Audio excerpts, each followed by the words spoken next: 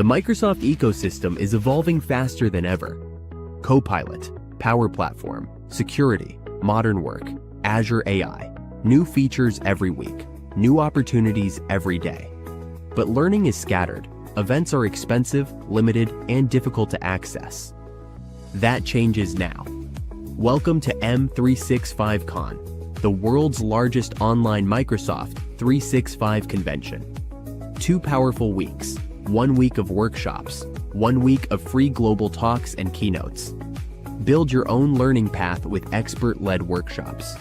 From Power Platform to security, from Copilot to Azure AI, you choose what matters to you.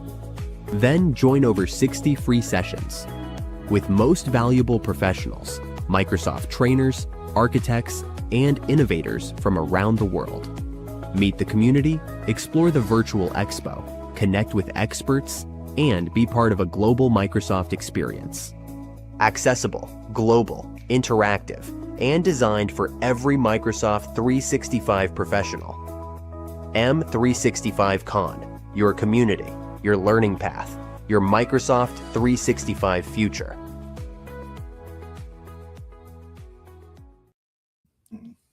So, hello and a warm welcome back to our M365 Con on the Power BI and Fabric stage, the third part today. And here with me, Monica and John Morehouse, a warm welcome. We present the topic, accelerate your Azure SQL platform for optimal performance and cost. You could start. Awesome. Thank you so much. I appreciate the intro. This is our first session together in the same place. So we're glad to be able to do this for you jointly. It'll be interesting as we share the same stage here online. Thank you for joining Accelerating Your Azure SQL Platform for Optimal Performance and Cost.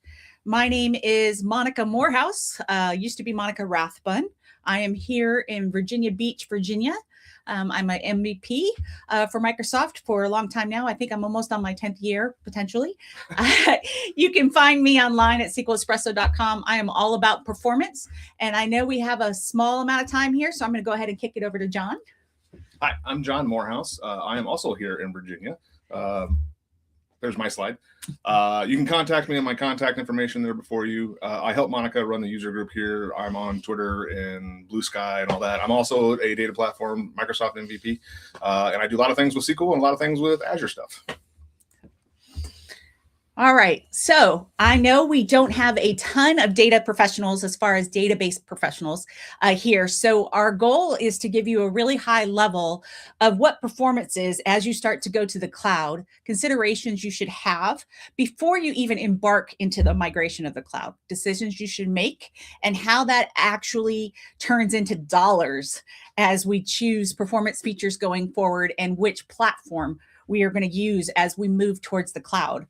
Always remembering that when you go from an on-premise environment to a cloud environment, performance is completely different.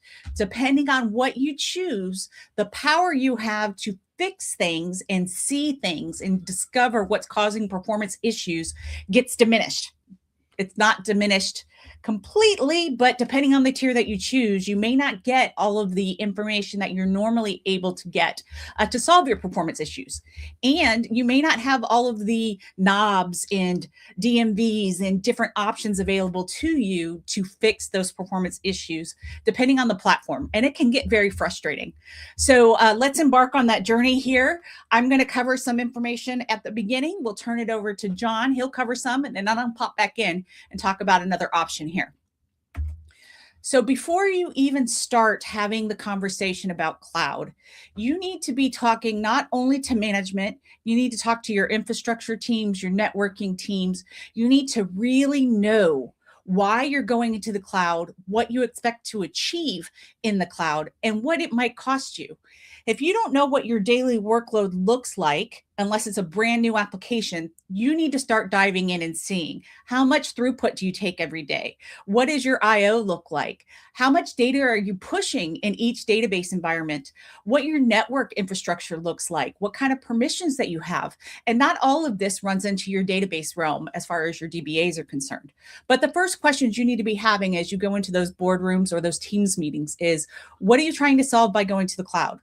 A lot of times it's going to be an HADR situation, which is fantastic. The cloud is great for that. Another situation is going to be cost. Everybody seems to think going to the cloud is going to save you money, because saving the money goes from a capital expense to a monthly expense. But that monthly expense can creep up on you depending on what options you choose. You need to look and see what your current environment is. You're not necessarily going to pick up the environment that you have now at the same thing. Let's say it's 128 cores with 256 of RAM or 512 of RAM, and you're going to pick that up and do the same thing in the cloud. That's not likely the case. Saving money in the cloud can be easy. It can be something that you can achieve, but likelihood you are going to get that wonderful bill after the first couple months when you've migrated there, because you've chosen higher tiers than you may need, and your dollar figure for cost is going to go through the roof, and they're going to call in consultants or somebody to come in and take a look and analyze those costs to figure out what you can do to scale down. That's always going to be the ultimate conversation. So knowing how much data you're going to put out there, what data maybe you can archive off before you go up there, how much data are you retrieving all the time, and what kind of performance metrics are you using to monitor all of that? Does that translate to the cloud? If it doesn't translate to the cloud, it is your job to start looking at what the equivalent is and become a little more educated on what those differences are and where you're getting that information from as you go to the cloud. Because when you're fighting fires, after the fire's already started, that's not a time to start to learn of what you can see and what you can't see. Start to get yourself there ahead of time. Now, there's several offerings when it comes to going out to Azure. For one, or any of the other cloud offerings, whether it's AWS or Google or whatever. Everybody has different types of environments that you can choose. And this is where you start at the very beginning. You need to figure out how much control you want, how much control you plan to give away as far as having Microsoft take it off your plate. A lot of management says, hey, we're going to go to the cloud, so we may not need DBAs. We may not need as many people servicing our environments. And that really depends on which cloud platform you choose, what kind of tier you choose, and what kind of work you actually do. I have yet to see an environment where a DBA is no longer needed. There's been some companies that have tried and has caused major issues, especially when it comes to performance. So make sure you're getting on the right tier. You're going to go infrastructure as service, where you're actually giving yourself what you kind of have on-prem, right? You're going to be managing the infrastructure. You're going to be managing maybe some of the hardware configurations with that, as well as the database. You may go over to a managed instance where you're giving them the ability to help you out with that hardware piece, and you're managing the apps in the database. Or you say, you know what, I'm going to go ahead and choose something like Azure SQL Database, which all you're in charge of is the database itself. It really limits your performance that you're able to tune in that. So when you go to these things, which we're going to talk about each one of them, make sure you're making the proper decisions in seeing what each one of these are offering you when it comes to performance and cost. So I'm going to go ahead and kick it over to John, who's going to start us off with Azure Virtual Machines and kind of get into what offerings you should be considering and what this level gives you when it comes to performance and management as a DBA. Sweet. Thanks, Monica. I will start talking about some of the hardware, especially with Azure Virtual Machines. You saw the slide before you that Monica was talking about. We'll kind of step through virtual machines, Azure SQL Database, Managed Instance, and talk about all those three platforms. When we look at Azure and we start to talk about loss of control or how much control you want to relinquish, kind of like what Monica was talking about, Azure Virtual Machines gives you the most comparison as to being on premises. You have the most control, and you can control how much processing power you have, how much memory you have, and how much storage you have. As we move up the tiers to the different platforms, the control in those areas kind of diminish because we give more of those controls to Microsoft. So when we move to an Azure Virtual Machine, we really need to understand what our workloads look like. If you're dealing with Power BI or Fabric, We are all very much aware as to the volume of data, but we really need to look at how much processing power we need, how much memory we need, and how much storage capacity we need in order to service those Fabric type workloads, whether it's moving from a virtual machine into Fabric, maybe you're bringing data down to SSIS or reporting services or something on premises, running Power BI. We need to understand what those options are. With Azure, we have a number of different VM sizes. So if you've never seen an Azure virtual machine, you can configure it based off the type of workload that you're running. What you see on the screen before you is just a representation as to the different kinds of virtual machines that Microsoft offers within the Azure platform. So for an example, like a SQL Server database, I most likely want a memory optimized type of machine. I want high memory to CPU ratio, which SQL Server loves memory. The more memory you can give it, the better it runs. Everything happens in memory. So I typically will create a memory optimized virtual machine if I'm going to run SQL Server, because I know that is great for that particular virtual machine size is great for my SQL Server workloads. There are multiple kinds. There's general purpose, compute optimized, storage optimized if you need high disk throughput and I/O. If you need something that needs a GPU, graphics rendering, video editing, that type of stuff, you can spin those types of virtual machines up. One of the big ways that we can help save costs on virtual machines is really looking at the number of disks and the type of disks we have underneath the virtual machine itself. This kind of goes back to storage. And the storage that the virtual machines use is a virtualized disks. I know when I first got into working with Azure in the cloud, it took me a little bit to get my mind wrapped around this because I was used to dealing with physical disks in a data center, something I could go into a room and actually touch, the disks and pull them out of the arrays and see what happens. The physical disks still exist within the Azure data centers, but Microsoft has virtualized those disks. So when we see them within virtual machines, we still see the good old-fashioned C drive, D drive, E drive, whatever we want to name them, but they're actually virtual disks that's being presented from the data center itself. Now, the disks themselves offer block level storage volumes, but they also offer different performance characteristics depending on which kind of disk that we choose. And one of the things that we can do with these virtualized disks is that we can actually stripe them together, and we can actually double or triple or quadruple the number of IOPS and throughput we get with that particular storage. So if you've never done any type of disk striping, essentially if we combine two disks together and they both have, let's say, 5,000 IOPS, if we took two disks at 5,000 IOPS, we'd get 10,000 IOPS because we've striped them together. That's one way that we can optimize performance is by striping those storage disks together. Now, Microsoft offers a number of different kinds of storage, depending on what your needs are.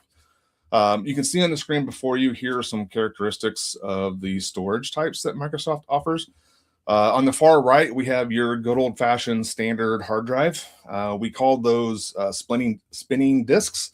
If you've been involved in the IT world for a while, way back when, storage used to be magnetic with a actual physical platter that spun around. And there was a head that would read the different sectors on that platter. And that's essentially what the standard hard drive is. They're slow. They're great for archival storage, something that you don't need really big performance out of. And they also are the least cost effective, or at least expensive. But you can see the performance, the maximum throughput is only 500 megs a second. We only get anywhere from 2,000 to 3,000 IOPS. So I wouldn't use this particular storage for a Microsoft SQL Server, especially in a production environment, because it's not going to perform for what I need. Now, if we go all the way to the left, we see Ultra disks. Ultra disk is a solid state disk, but you can see the capacity and the performance is significantly better than my standard hard drive. I get maximum of 10,000 megabytes per second, or 10 gigs per second, and a maximum of 4,000 IOPS. That is smoking fast. The trick, though, is that as we move left, my left, maybe you're right, the costs increase. So ultra disks are really, really expensive. In my experience, I don't see a lot of usage of ultra disks within the environment. Typically we see premium SSD or premium SSD V2s. Premium SSD is the old school premium SSDs that we used to use within the past year or so.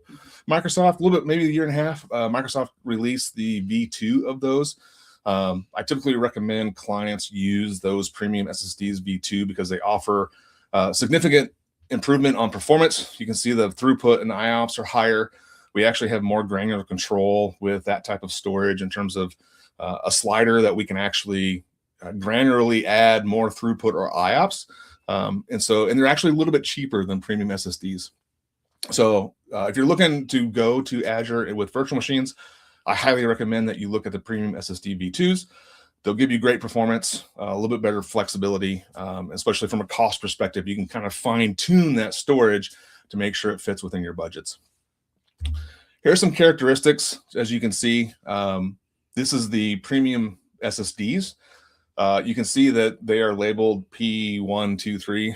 I have no idea why they use that nomenclature. But you can see that, like, say, a P30, which is a 1 terabyte disk, we get 5,000 IOPS, and we get a maximum of 200 megabytes per second of throughput. Typically, if I'm going to do a Microsoft SQL Server virtual machine, that's typically what I would use is a 1 terabyte drive. And if I needed multiple terabytes of storage, I would assign multiple P30s and then stripe them together to, again, get higher IOPS and throughput at the same cost.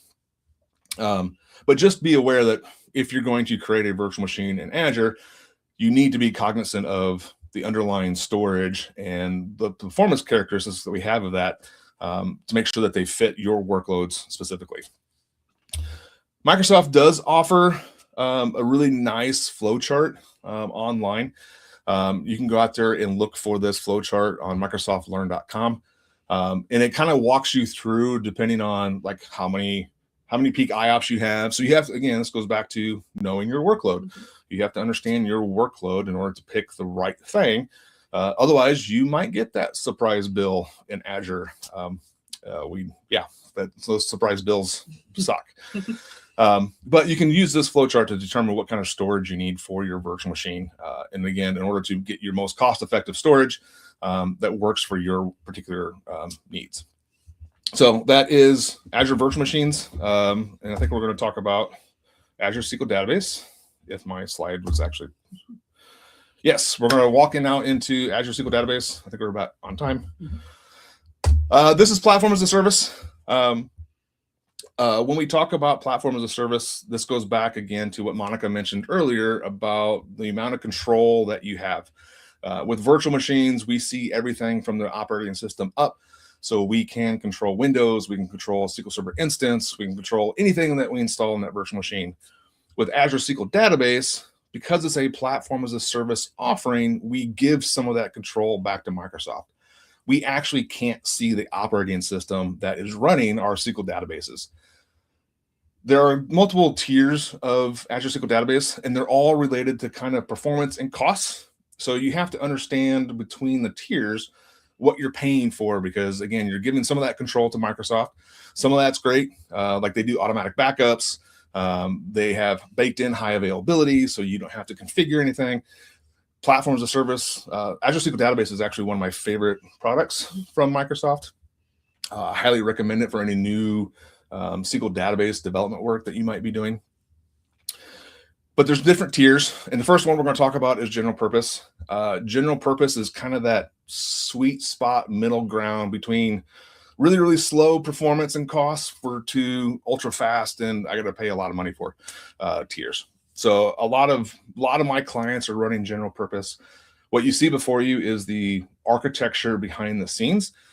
We actually have 3 nodes that run a copy of your database behind the scenes. So that's one of the ways that Microsoft provides high availability is that you've actually got 3 different copies of your database readily available in case one node goes down. The trick, though, is that your database files, your MDF and your LDF, are actually stored on Azure Premium Storage. So they're actually attached through the network. So your latency to those files is slightly increased. If we think about the physical nature of SQL Server, the closer that we can get our database files to our processing power, the faster that it'll be, right? Now, when I say the latency, we're talking milliseconds between the compute power and where the database files are actually stored, but there is a latency there that you have to be aware of. So the difference is that just keep in mind that your MDF and LDF are stored on a remote network location, kind of away from your compute. There's actually a stateful layer, or a stateless compute layer, and a stateful data layer that kind of communicates between the two. But there's a little latency between that remote storage that you have to be aware of. That's general purpose. Now, if we move up to the very shiny business critical, with business critical, the architecture changes a little bit. You'll notice that they don't store your database files on a remote storage anymore. They actually store it on a locally attached solid state disk right there on your compute. Obviously, if I put my data and log files for SQL Server on a drive that is locally attached to my compute, my latency is significantly cheaper. And with business critical, we actually get 4 copies, but you have to pay for it. Business critical can cost you quite a bit of money. I've seen clients that say, oh, we need business critical because we need super fast IO. Not really. If they don't understand their workloads appropriately, they can actually maybe get away with general purpose and save quite a bit of money by staying in that general purpose tier and really not needing that business critical. But understanding the architecture underneath both tiers, you can kind of make a cost performance judgment and choose the right one that works best for you. We also have Hyperscale. Hyperscale is another tier in Azure SQL Database. It is a great tier. It's actually slightly cheaper than general purpose.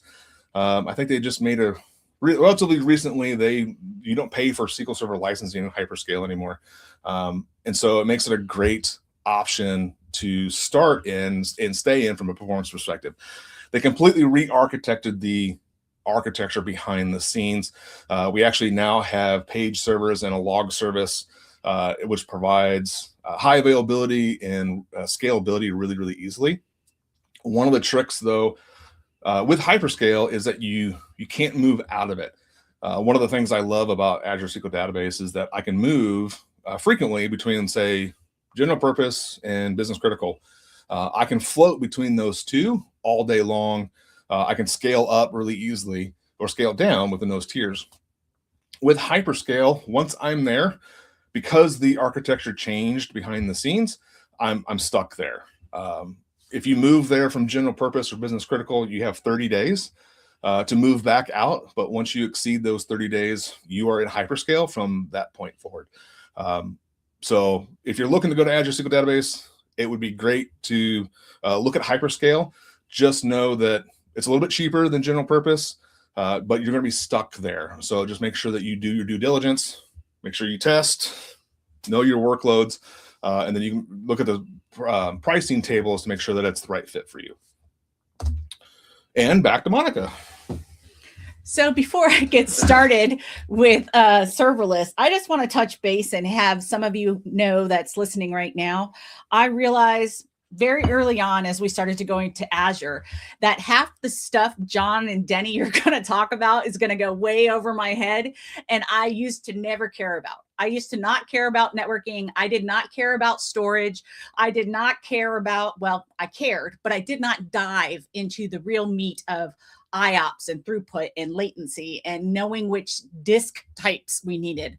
As you start going to the cloud, unfortunately, all of you solid DBAs out there, we need to start learning that infrastructure piece and knowing what things John is talking about, right? As we're picking these tiers and trying to figure out where our data workload best fits and for the cost and budget that we have, we need to start diving into what these tiers are and what everything John just told us truly means to our workload. So start having those conversations, start looking at Microsoft Learn, take a look at the infrastructure pieces of each of the offerings in Azure. Start looking back at this video. I'm hoping it's able to be restreamed for everybody to go back and learn a little bit about what John's talking about when he starts talking about the different disk tiers and the different IOPS and the different availabilities and controls that you have as you're choosing each one of these. Because cost matters. And these decisions are going to play a huge part in the performance of your workload. There's workload throttling that goes with it. And it all has to do with the IOPS that John was talking about, and the latency and the throughput and the bandwidth that is given to you based on the tier that is being chosen. So for all of those that just listened to John and it went over your head or your eyes glassed over like mine used to do, and I swear it used to do, as soon as they started talking about those things, I'm like, I don't care about it. Somebody used to handle that for me. Now it's my job to know all of that, especially when it comes to performance, because that's where you're going to find a lot of your bottlenecks. So now that I've said that, and hopefully, some of you feel better about maybe not getting all the information from John and understanding why that mattered for you, let's talk a little bit about serverless. When we come to talk about different offerings, there are some ways to actually save money, or actually by chance spend more money than you expected to, by using an option called serverless. You truly do still get a server as part of your database infrastructure here, but you get the option to start to pause that compute when you don't need it. Why do we want to pay for something in the cloud when we don't need it? So they've given this option to us called serverless. And what that allows us to do is when our workload is not active, we can actually put in something called auto pausing that will allow the compute to stop billing us.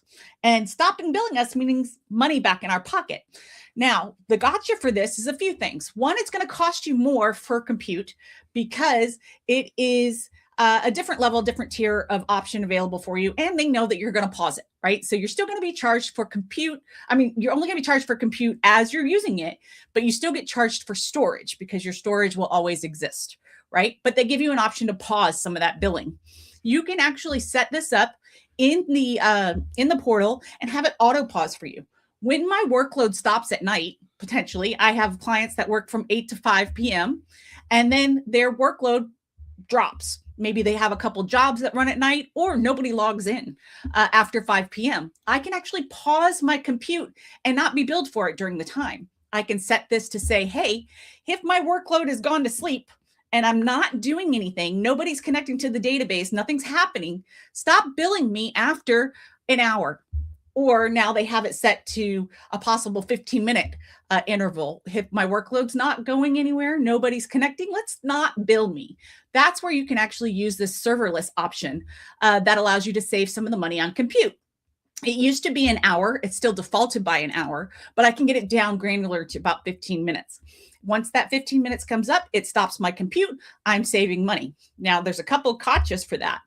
If you have anything connected to the server, you have jobs running, you have somebody that leaves an open connection, you have some kind of activity that happens, maybe database monitoring that's going on. Anytime it goes and does anything, it's going to be live and active. So you may not get that pause that you're looking for. So be sure you know your workload and what's active at all times to figure out if serverless can save you some money.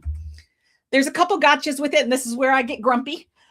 When you actually bring down a server, stop my compute and stop billing me, it pulls down that instance of SQL Server and it says nobody's going to use it. I'm going to kind of turn it off, well, and put it to sleep so I don't get charged for it, right? Obviously. But sometimes when you get a new connection to it, it's got to wake up.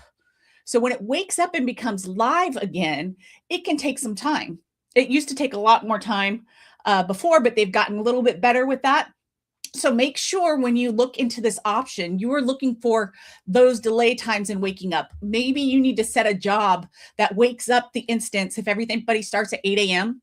Maybe you need to wake it up at 7:50 and make sure that the instance is running and all the connections are able to connect and all of that good stuff with a job or what have you that you're using Azure function or whatever you do to wake it up ahead of time. Because sometimes you'll get the call from the users and saying, hey, I have to keep hitting F5. I can't get a connection to the database. And here it's still trying to wake up. So keep that in mind. It is kind of slow. It can be frustrating, but if you know about it, you can mitigate it really easily. Same thing was when it sleeps, it's kind of turning it off, right? It's kind of turning off your instance, putting it aside so you're not using any compute. You're saving Microsoft resources, you're saving yourself money, all of this great stuff. But when you turn something off, just like with SQL Server, and you restart an instance, or you do anything like that with restarting the servers or the SQL Server instance itself, you lose all the good stuff that helps performance tuning do its best, right? It gives you all the data that you need to do your performance tunings.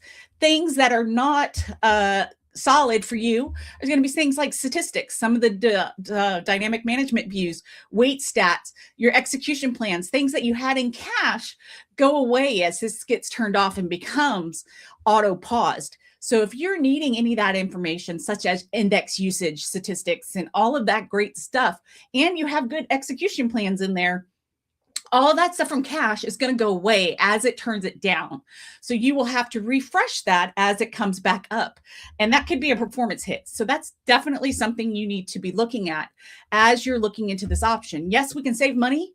Yes, serverless is can be cheaper for you because you only use it as needed and you're just paying for storage. It can be a really great option for those workloads that are really good at being stable, right? You know exactly it's going to be 8 to 5 p.m. That's when we use it. We don't do anything else. I'm going to save us some money for those other hours. Definitely something to look at, but there are considerations. Let me turn this back over to John. He can go and talk more about Azure Managed Instance. And remember, if you're not really into the infrastructure side, pay attention. This stuff's important, and you need to become more familiar with some of the topics that he's going to talk about. Yay! More platform as a service stuff. So Azure SQL Managed Instance is also one of my one of those platform tiers that I really like. I think it's got a good fit for generic workloads. And just like Azure SQL Database, we relinquish some of the control and performance options back to Microsoft because they manage it. Just like Azure SQL Database, they manage databases, they manage high availability, they manage the infrastructure underneath the SQL Server instance. With managed Azure SQL Managed Instance, we get to see more of that managed instance. So we get things like database mail and SQL Server agents and some other components of SQL Server that we don't get with Azure SQL Database. I like to think of this as that middle tier between Azure virtual machines and Azure SQL Database. Managed instance kind of fits in the middle between those two. Just like with Azure SQL Database, there are different tiers, and each tier gets you different levels of performance and costs. So there's a general purpose tier, just like there is in Azure SQL Database, and it's configured pretty much the same. We actually get 3 copies behind the scenes, and it's remote network attached storage. So your MDF and your LDF files for your databases actually live in network storage. So again, there's that latency there between the compute power of SQL Server and the network storage. It's minimal. You know, we're talking probably 30, 40 milliseconds between the two, if I had to guess. So typically it can cause problems. There is a stateless compute layer and a stateful data layer, just like there is in Azure SQL Database. In a sense, the general purpose kind of functions as a FCI. If you've ever dealt with a failover cluster instance, behind the scenes, the architecture is more like an FCI here. But it's just know that it's networkly attached storage. There is a gotcha with general purpose in the storage, and I'll talk about that then in a second. And I'll show you how to get out of that. If we talk about business critical is more like an availability group behind the scenes. So if you've ever dealt with availability groups within SQL Server, that architecture is functions like that. But we do get 4 copies. But you also notice here that the data files in the TempDB are all stored on locally attached SSDs.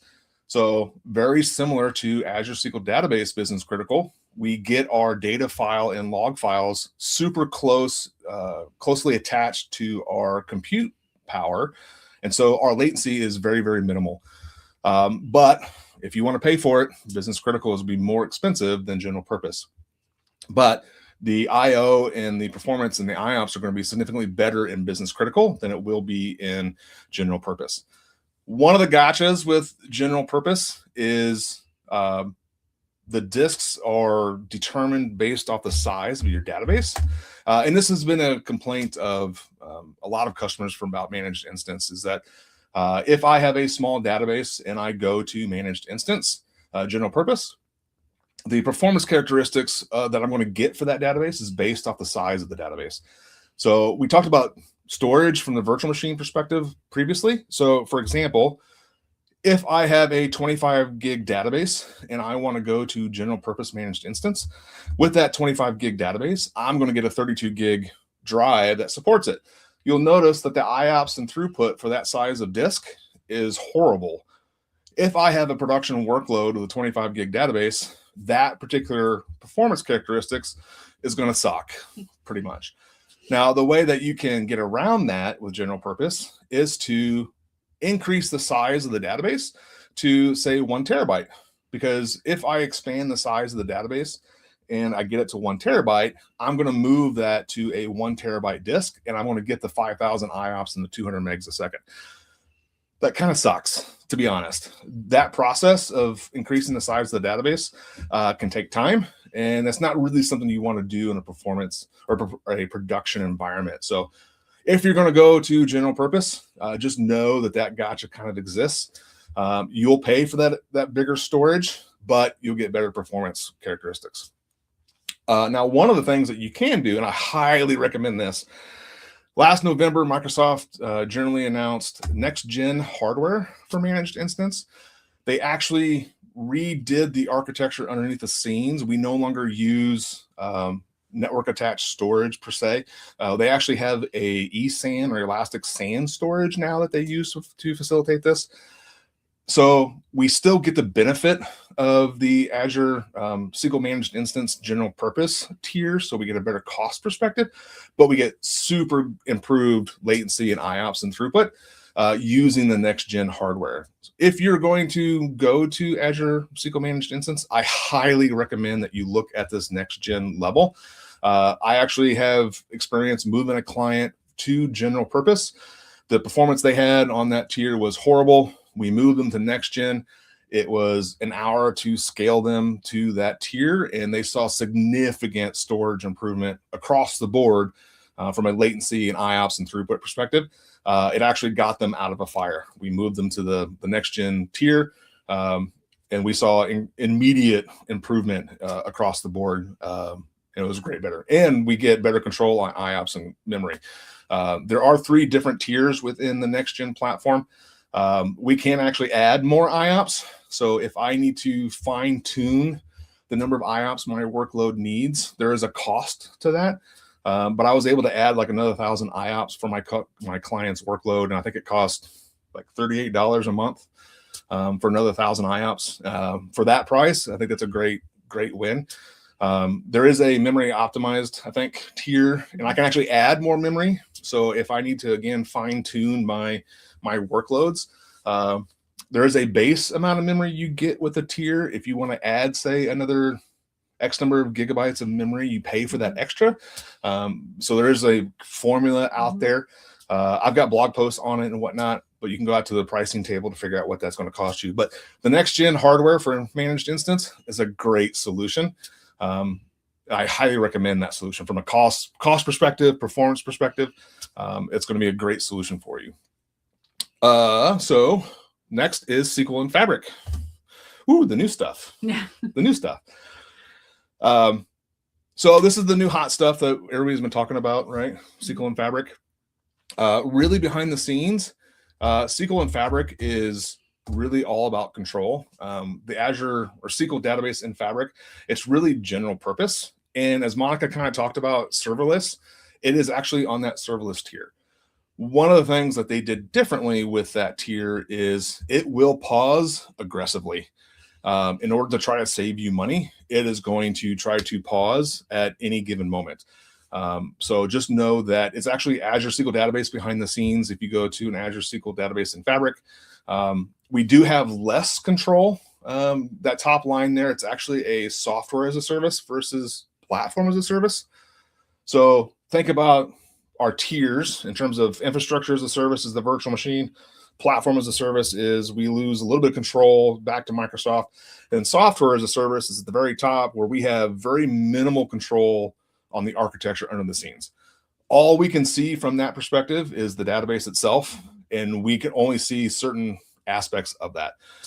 We can't see certain things about the database. We can only see things within the database, not about the OS or the virtual machine or the hardware that's actually running it. But it is Azure SQL Database behind the scenes.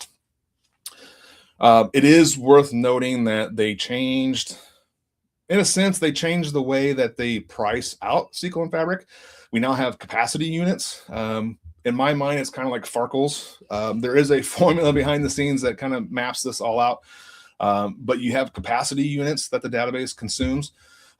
We know that there's about one capacity unit is 0.38 vCores.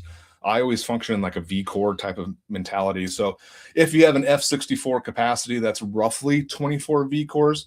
One of the things that we do recommend from a SQL and Fabric perspective is that make sure that you architect your capacity units and your capacity appropriately. Don't put everything on one capacity because you will consume that capacity without knowing it. And as soon as you consume it, everything stops. You'll get throttled because Microsoft says, hey, you've gone over your capacity. We need to stop maybe your production SQL and Fabric database. And that's not going to be fun. So if you are in SQL and Fabric or you're going to go to SQL and Fabric, make sure that you understand how capacity is architected and laid out.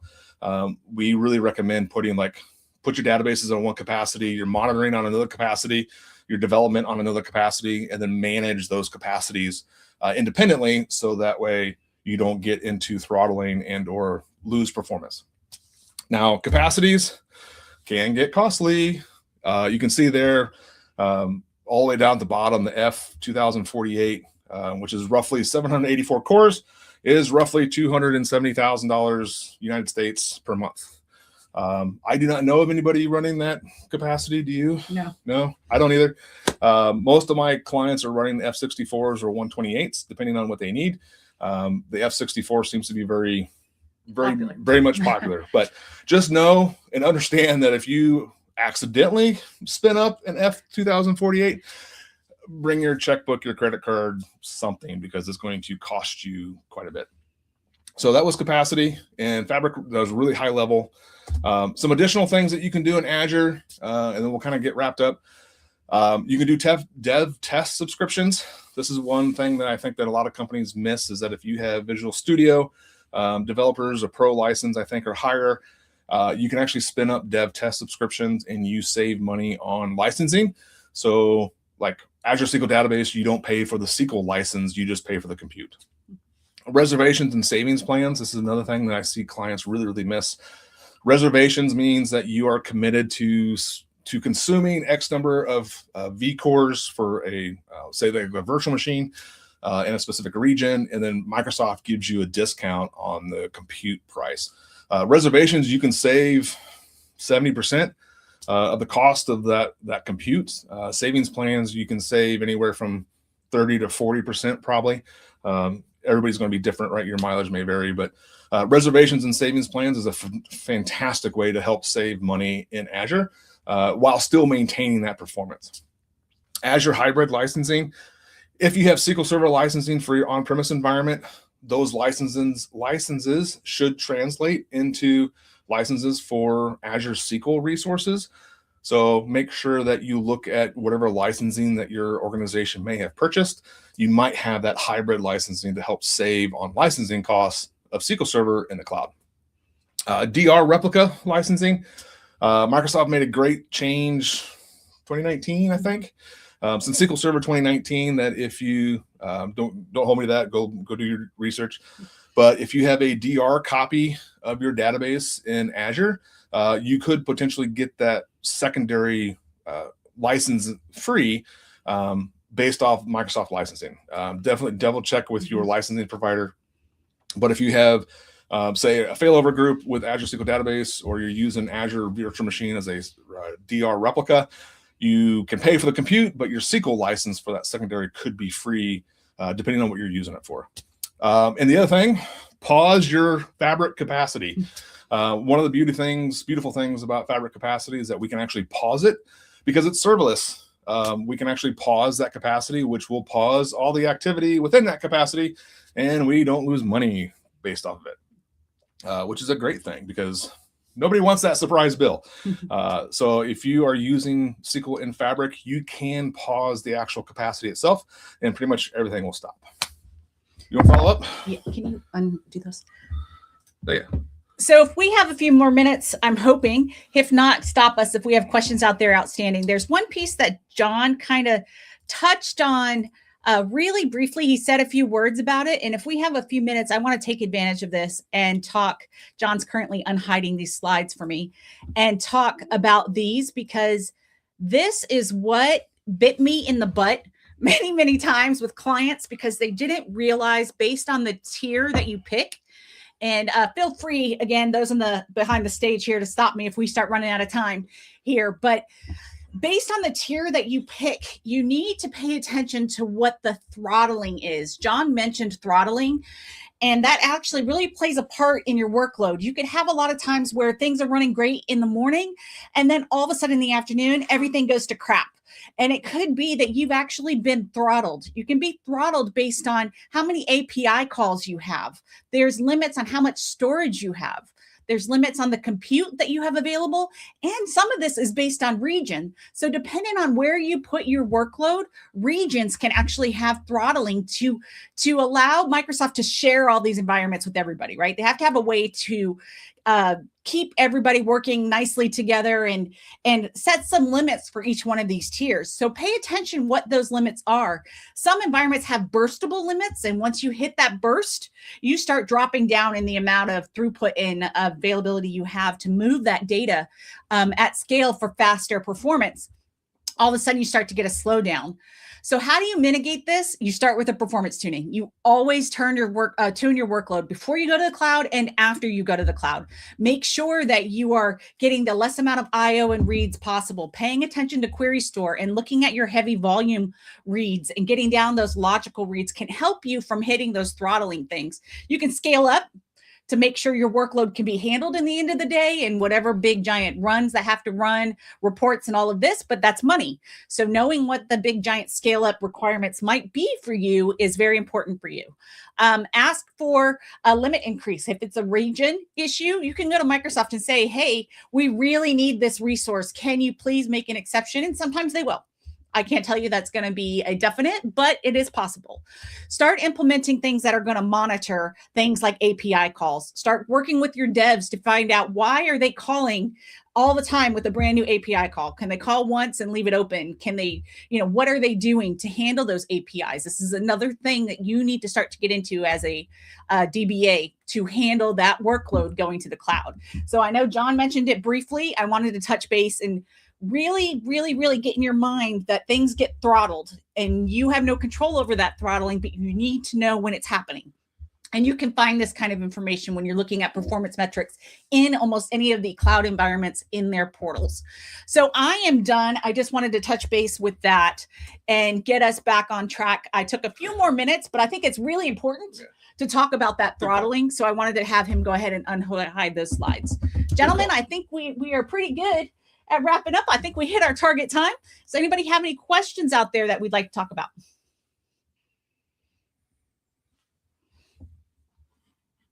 Private chat. So I have a question. So, I said I'm a German guy, and for the German people, the most important things are the costs.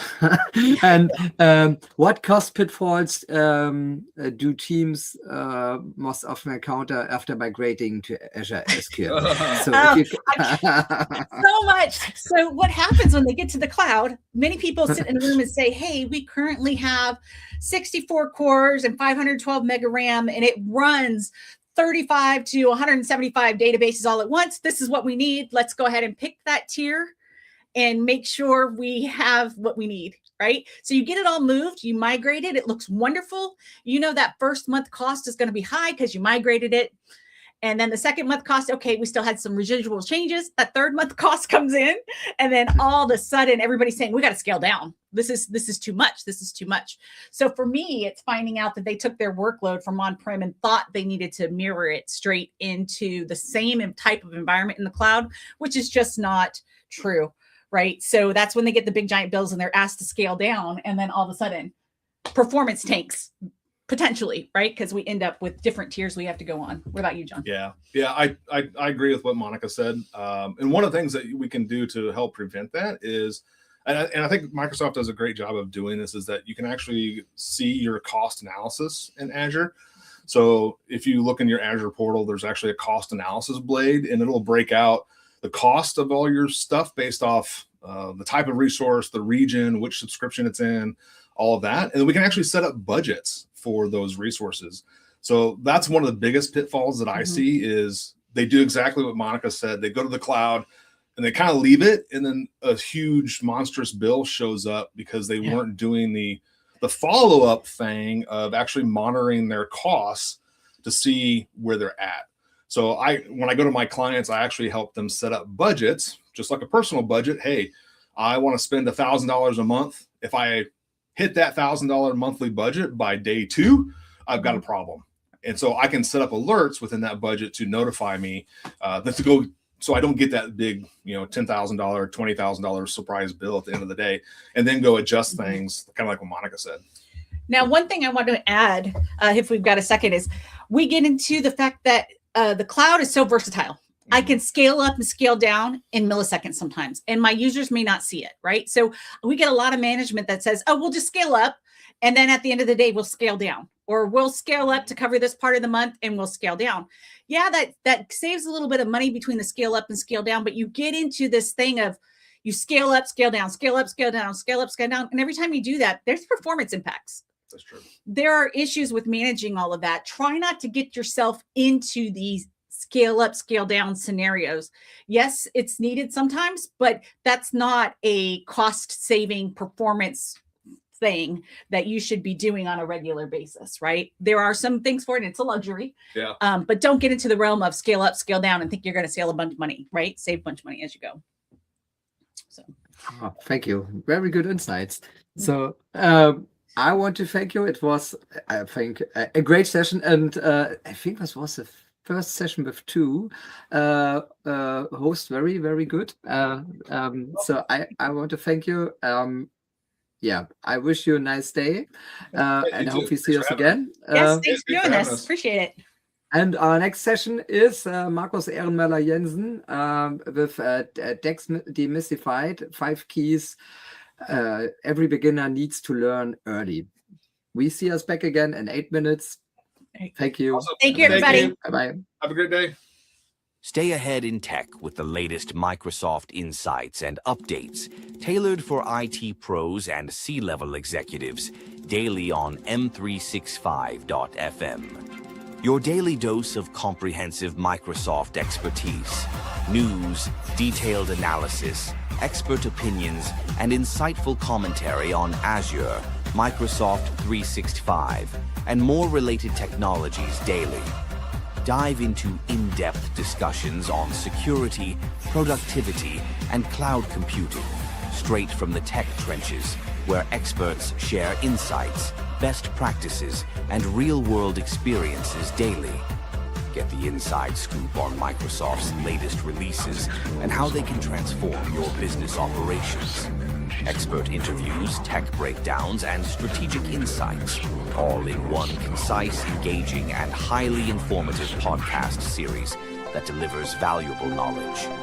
M365.fm is your go-to source for making informed tech decisions that drive business success through expert analysis, insightful guidance, and reliable technology recommendations daily always.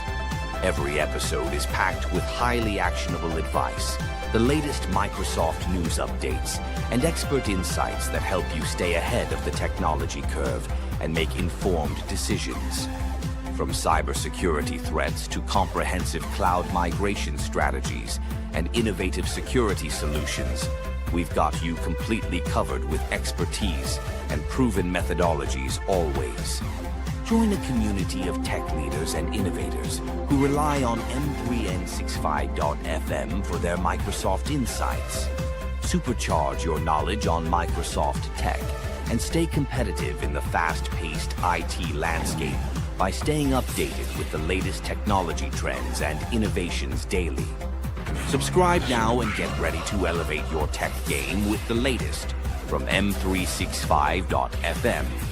Your next tech breakthrough is just an episode away. Tune in daily to explore new dimensions, witness futuristic innovations, and get inspired by the technologies transforming our world completely every day now. Expand your Microsoft expertise with in-depth analysis and expert commentary through detailed guides, webinars, and insightful interviews with industry thought leaders and experts daily now. Don't miss out on the latest trends and updates in the Microsoft ecosystem regularly through their official channels, and stay informed about their newest releases and behind-the-scenes developments slowly. Be the first to know about new Microsoft features and how to leverage them effectively for your business growth and operational excellence immediately every day. Your daily podcast for staying on top of Microsoft tech. No confusing jargon, just straight insights and expert analysis every single day, keeping you ahead. Make M365.fm your daily habit for staying ahead in the rapidly evolving world of Microsoft technologies and beyond. Discovering new possibilities daily with expert insights and analysis. Start listening now at M365.fm and take complete control of your Microsoft journey today with expert insights and comprehensive resources available instantly to guide you through every step. Welcome to Power Bros Knowledge, where Power Platform meets pure innovation. Your business runs on chaos, approvals lost, data scattered, time wasted. We know that pain. Now imagine automating everything, faster, smarter, and built for impact. That's where Power Bros come in, architects of digital change. We don't talk trends, we build results. Our Knowledge Hub turns expertise into action. Real tutorials, real automation, real impact. Whether it's Power Apps, Automate, Logic Apps, or Entra, we make it work together, smarter. Join the Power Bros movement. 30,000 professionals learning, building, and sharing every day. Ready to transform your workflows? Book us now, and let's build something legendary together.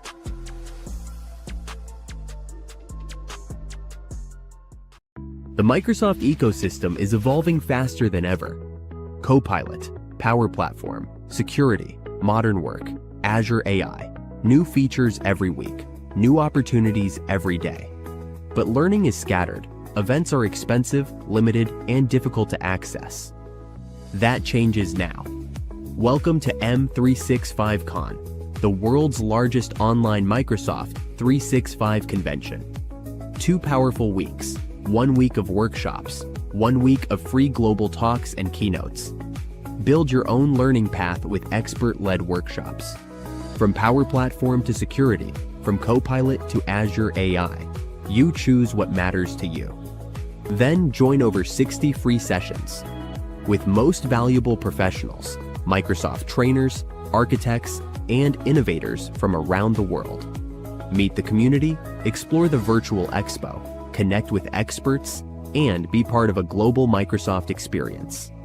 Accessible, global, interactive, and designed for every Microsoft 365 professional. M365 Con, your community, your learning path, your Microsoft 365 future.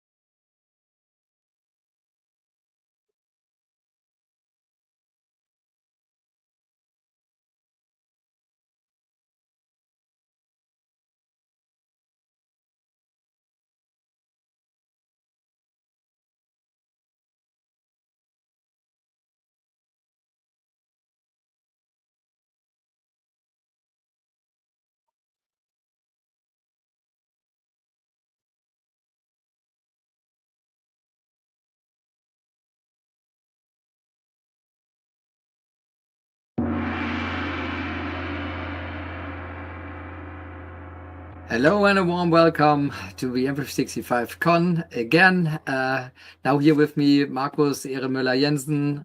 Warm welcome to you. And our topic today is DAX Demystified, 5 key lessons every beginner needs to learn early. The stage is up to you. Thank you very much. Then I will share my screen. Where's the share screen button in here? Share screen. And I will share that into a screen that's the easiest. And you should be able to see my whole screen, so everything is mirrored. And now you see my slide deck, hopefully. Yeah, welcome to DAX Demystified. My name is Markus Ehrenmüller-Jensen. I'm based in Austria, and yeah, looking forward to the next 45 minutes I have to explain you the most important stuff about DAX when you start your DAX journey. So the most important knowledge is things, also for this talk, I gathered the things I would have loved to know that somebody would have explained me before I started to learn DAX, right? There's 5 things. And one is there's calculated columns, and they behave like Excel formulas. So that's very easy to entry to the world of DAX by using and writing calculated columns. Measures are filtered. We'll see what that means during the next 40 minutes. Measures can also behave like Excel formulas, so they can behave like what we see in the first demo when we talk about calculated columns. DAX can control filters. This sounds a little bit counterintuitive because if you know how reports work, it means that somebody has a slicer, filter, whatever, you filter something as a use of the report and then filter stuff. But as a text author, you can also filter things and avoid that things are being displayed. And the last thing is that I sum up everything, right? The most, or some of the things that might be confusing. What's the difference between calculated columns and measures? And the earlier you accept that they're completely different things, two different things, the easier your learning path will be. The only sure DAX as a language, this is common, right? But how they evaluate it, how they work is two completely different things. Let's start with what I mean with calculated columns behave like Excel formulas. So what is DAX? DAX is data analysis expressions. In the early days, it was also called data analytic expressions. So it's not the Deutsche Aktienindex in case you're looking for stock shares or whatever. We're talking about data analysis expressions, and it lives and was born with the Power BI world, right? The first version of Power BI was not Power BI Desktop, but there was something called Power Pivot add-in for Excel, which was available to download and install for Excel 2010. It's a couple of years ago, right? And then with Excel 2013, it was part of the product. And then in 2015, the team decided, oh, this is too slow, right? The releases Excel and Office makes then was too slow. They wanted to come up with their own product, which is Power BI Desktop, which has releases every single month, except for December of the years. And the same also applies to analysis services Tabular, in case you're using analysis services. So one of the SQL Server tools and services available in SQL Server, or Azure analysis services. This is also analysis services Tabular. There, DAX lives to write queries and measures and calculated columns and write expressions. As at the point in time when DAX was born, there were already other tools available. Of course, that took concepts over which, like having a best of breed, right? Looking at Excel, for example, as it was born with Excel, it was very logical that the syntax for DAX is function-based as it is in Excel. We'll see like the if function looks very, very similar to what you do in Excel. I believe that somebody did not lie to me when they told me that over 100 functions do share the same source code. That's except the same thing. So if you know what a sum or an if statement in a function in Excel is, you already know how this works in DAX. From SQL, the structured query language, they took over the concept of relational functions. So in SQL, we have to join things. We can union or so use set operators on queries and query results. This is also available in DAX. And in SQL, it's not called a row context, but this is what is it in SQL.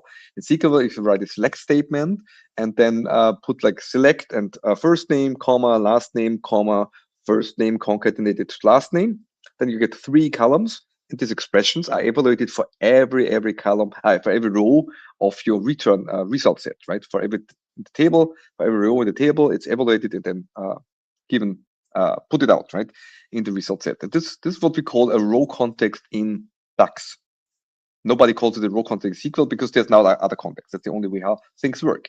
In MDX, which is the query and measure language for multidimensional databases, so analysis services, multidimensional, not tabular.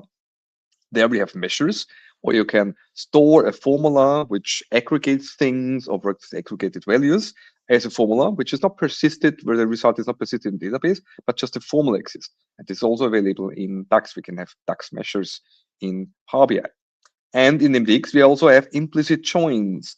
So you define how the tables are connected to each other, not in the query, this let statement or evaluate statement in DAX, but you put it like as a metadata as part of the database. That's what you do in the model view in Power BI. You connect tables over building a filter relationship, right? It's not really a foreign key constraint, but it's a filter relationship, right? And then we have filter context is also available in the name. So we have the same formula like sales, sum of sales amount, but the sum of sales amount will result in a different number depending on the filter context, right? If I put a table and have like product bikes in one of the rows, then and it's another row I see the components, then the numbers are probably different because one is the sales amount of the bikes, the other one is the sales amount of the components. But the formula, the DAX formula, the MDX formula for the measure is the very same, but the evaluation context where it's evaluated is different, right? And what we also have in DAX is because we have a row context and a filter context, things or calculations can transition between the formula context, the row context and the filter context. This is new because in SQL we only have row context, in DAX we only have filter context. The language itself is used for measures, for calculated columns, for calculated tables, row level security, and queries. In this 40 minutes, I will only talk about measures and calculated columns. And I color coded everything. So if I talk about calculated columns, something on the screen will be orange. If we talk about measures, to make it easier not to confuse the both, everything is color coded in blue. I'm not talking about calculated tables here and row level security or queries. As Alberto Ferrari, if you want to learn DAX, you should know Alberto Ferrari is one of the two guys of SQL BI, Alberto Ferrari, Marco Russo. Alberto Ferrari is quoted that he said, like, DAX is easy, it's an easy syntax, but the semantics are complex, so it's hard. So if you read a DAX statement, it's really easy to understand. You get an idea what it is about. You will be able, if you understand English, if you know about Excel formulas, you will be able to understand what the formula is about, but the very specifics, they can be more involved, right? And as a beginner, this might be hard to learn about all those specifics, but the more progress you have in the language, the more you enjoy this complexity because you can like have very short code doing very complex things in a very easy way, right? Very performant way and easy way. So if we compare DAX to Excel, we see like the if function you might have seen in Excel. This is a function. Then we have three parameters, right? We have like the first parameter, which is evaluated. If this is true, then the second parameter is returned. If this is false, then the third parameter is returned. In Excel, we would write cell references like B3 or A1 or whatever. In DAX, we refer columns. That's the column name. Amount is the name of the column in brackets. And the table name where the column resides in is, and I think it was sales, right? First the table name, and then the column name. And we can also refer to measures and tables, right? Only putting the table name here, for example. So a lot of functions are the same. I will not talk about those functions too much because I don't have that much time in this talk, but I will create calculated columns on numeric columns, right? That's a more interesting part because there is more tricks involved or more confusing things involved, so to say, right? So jump over to my demo file and we create three calculated columns, the sales amount, margin, and the margin percent. And let's see how this works.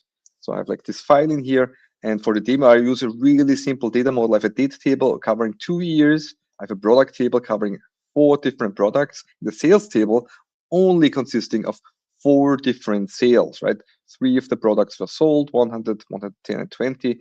130 was never sold, right? Very easy model. The reason why I'm doing this is because if the model is easy, it's also easy to like recalculate in your own mind what should be the result, the correct result, so we know that something is correct or wrong. And returning to these calculations, if you're not sure, the sales amount can be calculated as the price times quantity. The margin would be the sales amount minus costs, And the margin in percent means the margin in percent of what? In this case, it's the in percent of the sales amount. So we're dividing the margin by the sales amount. Let's jump over to my table view and to the sales table. That's the easiest way to create things for calculated columns, because it allows me, oh, this is still in German. I thought I restarted everything in English. Sorry for that. Hope you can follow along. I will pronounce the English name for this. So neue Spalte means new column. So I create a new column in here, get a new column in here, and it also tells me column here. As soon as I type writing, I don't know where I am, so I can then see that it's still I'm in column tools, and I can see like the icon here. This is a column. The first one would be the sales amount. The sales amount is nothing else than the price of the good, and I can brilliantly use IntelliSense for that. I can even make this bigger, price times the quantity. And then I get a new column called sales amount, and now show me like price is 10, quantity is 3, 30. 20 times 1 is 20, 30 times 4 is 120, 100 times 5 is 500. Then I add another column here, and this is the margin, where I take the sales amount I just calculated, the sales amount, and subtract the total cost from it. Not total MTD, but the total cost. Here we go. Right, and then I get 30 minus 25 is 5. 20 times 15 is also 5, 120 minus 75, 45, and so on and so forth. And the last one would be the calculation in percentage. So I'm not a new measure. We'll come to the measures later. I really like to make this mistake because usually I don't create columns. I only create measures. So then the last one would be the margin in percent, which would be the margin divided by the sales amount. If you want to go more specific sales amount, then best practice is to use not the divide operator, but use the divide function. It's more performant, and you can have an alternate result in case something is wrong. For example, if the sales amount is not existent, to not put like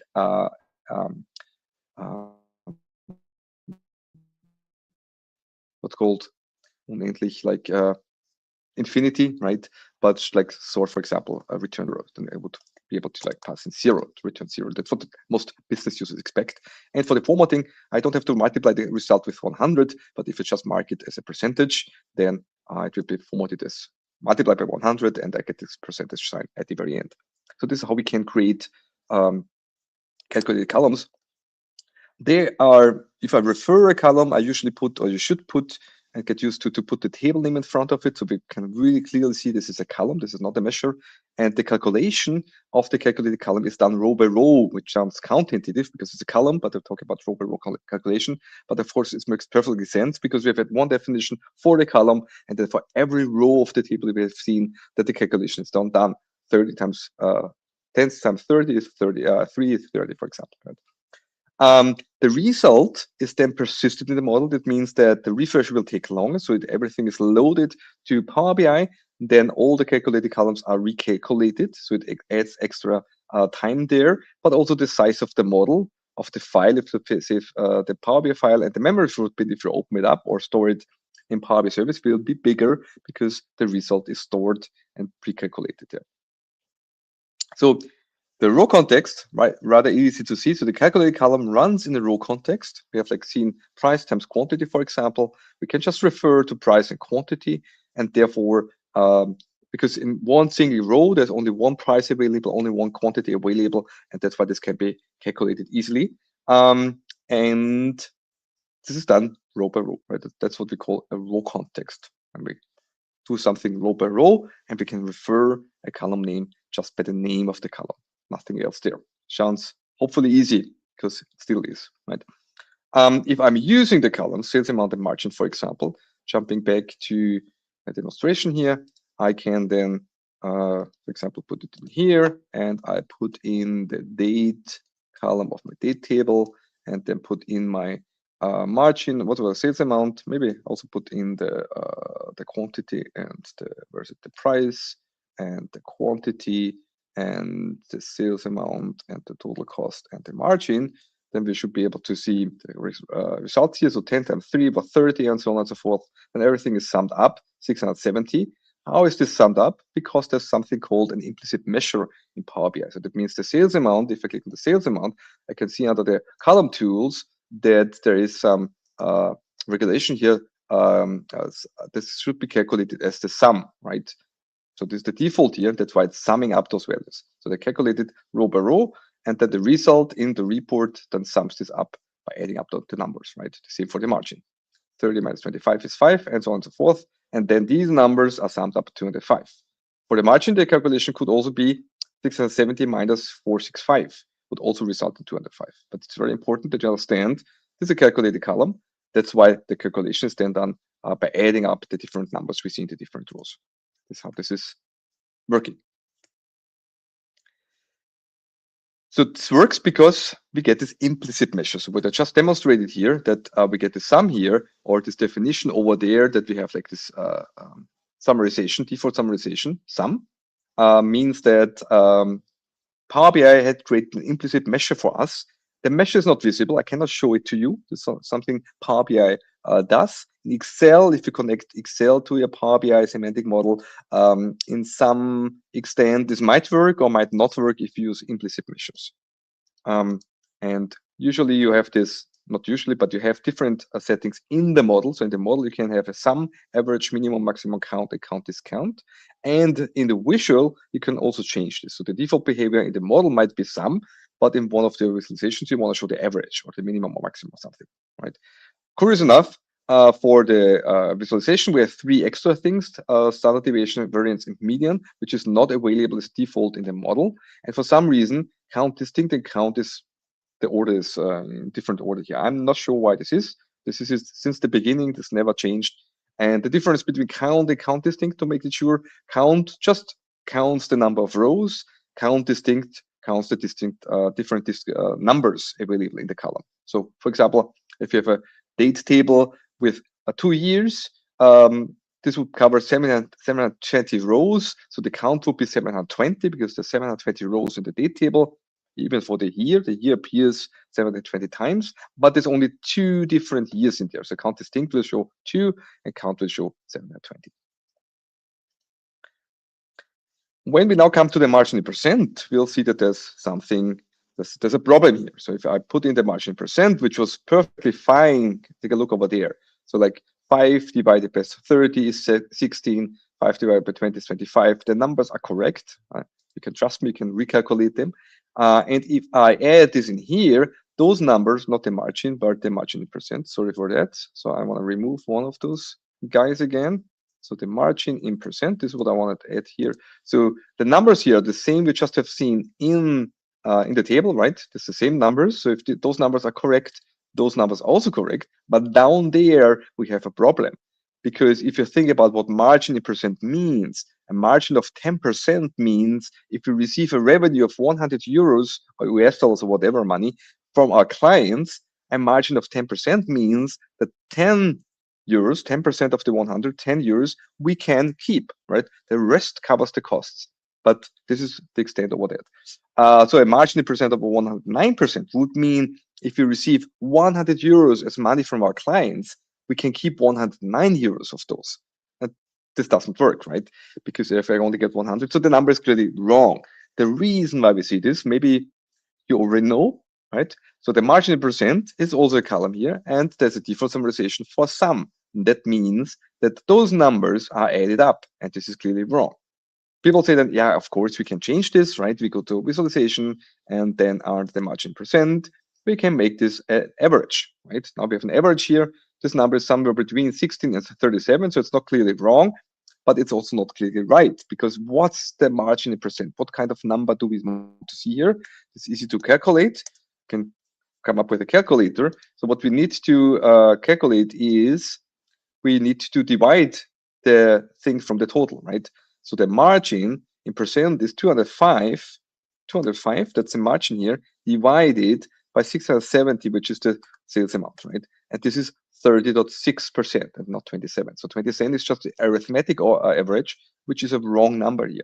We cannot just handle those single percentages and try to find out what the aggregated value should be. No, this is not possible. In this case, we cannot do that in a calculated column. We have to reach out to measures, which I introduce right next, or we can then add the sum here, we can add the sum here, that divide those two numbers with each other.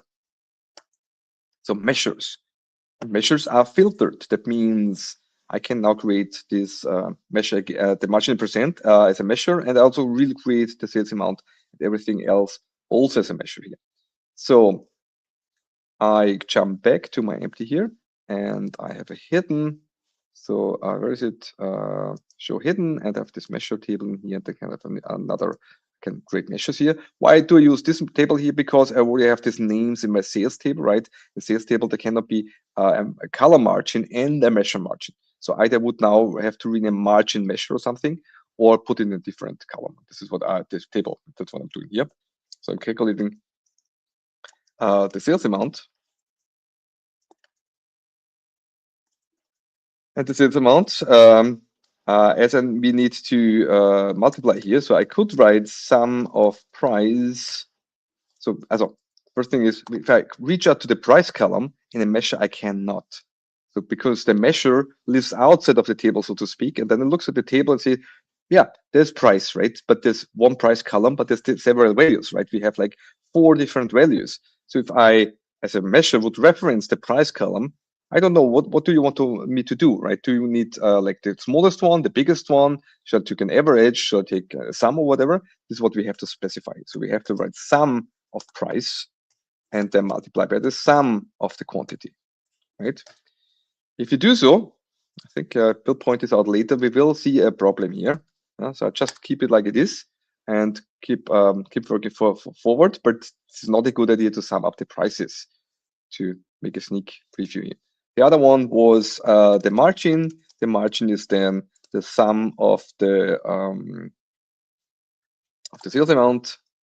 Let's take the column here, the sum of the sales amount, and subtract the sum of the total costs, right? If the measure would work, I would also be able to reference the measure, but the measure is not showing the right numbers correctly because I willingly introduced a problem in here. And the other one thing is for the margin percent.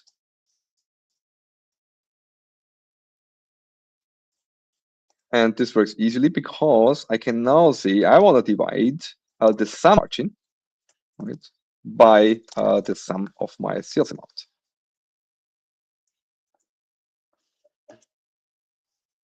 And if you now compare the numbers, right? So if I now put the margin in percent, maybe I keep this average here, but I put this in here for the individual values. Let's make this a little bit better by making it percentage.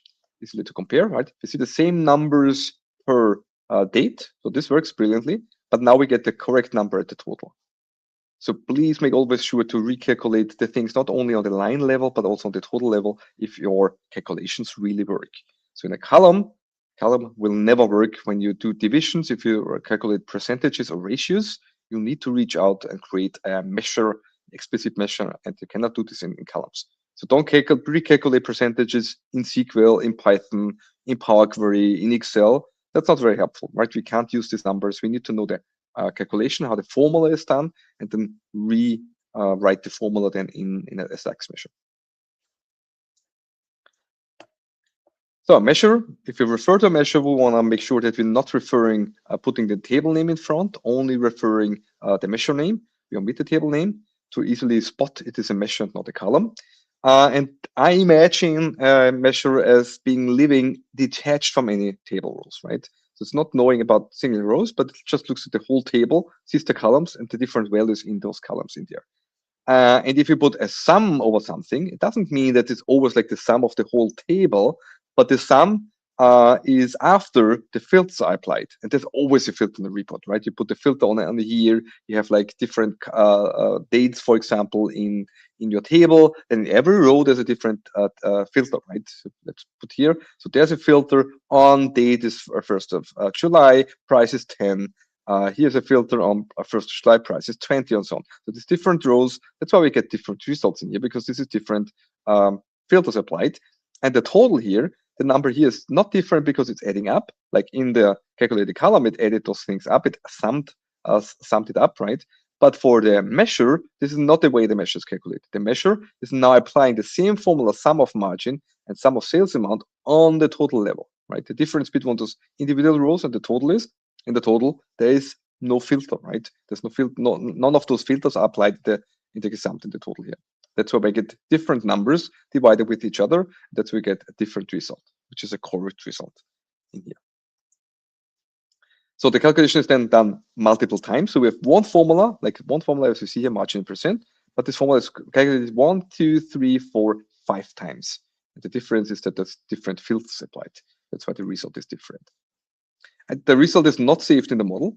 So the refresh does not take longer. The size of the model does not change, right? But it's dynamically responding to user interactions. If you put a filter there, with the cross filters, whatever, then the calculation, the result of the measure might change, right? So if we compare again calculated columns with measures, in calculated columns, we have the raw context. We just refer to different columns. But in the measure, we cannot. We have to put sum, for example, in front of the sales amount. But it doesn't mean that it's always summing up the whole sales amount of the whole sales table, but it's working inside the filter context. So this is exactly what we intuitively would expect. If we put in the 1st of July sales amount, then of course I only see the sales amount of 1st of July.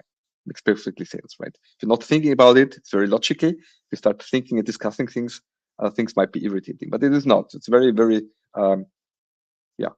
intuitively that we have this filter context applied. But measures can have like Excel formulas, which is very necessary, because if I take a look on the sales amount here, right? So if I remove those columns, maybe, so I remove the margin, the percent, the sales amount I keep, right? So I have like the sales amount here is the column, this is the margin, the percent.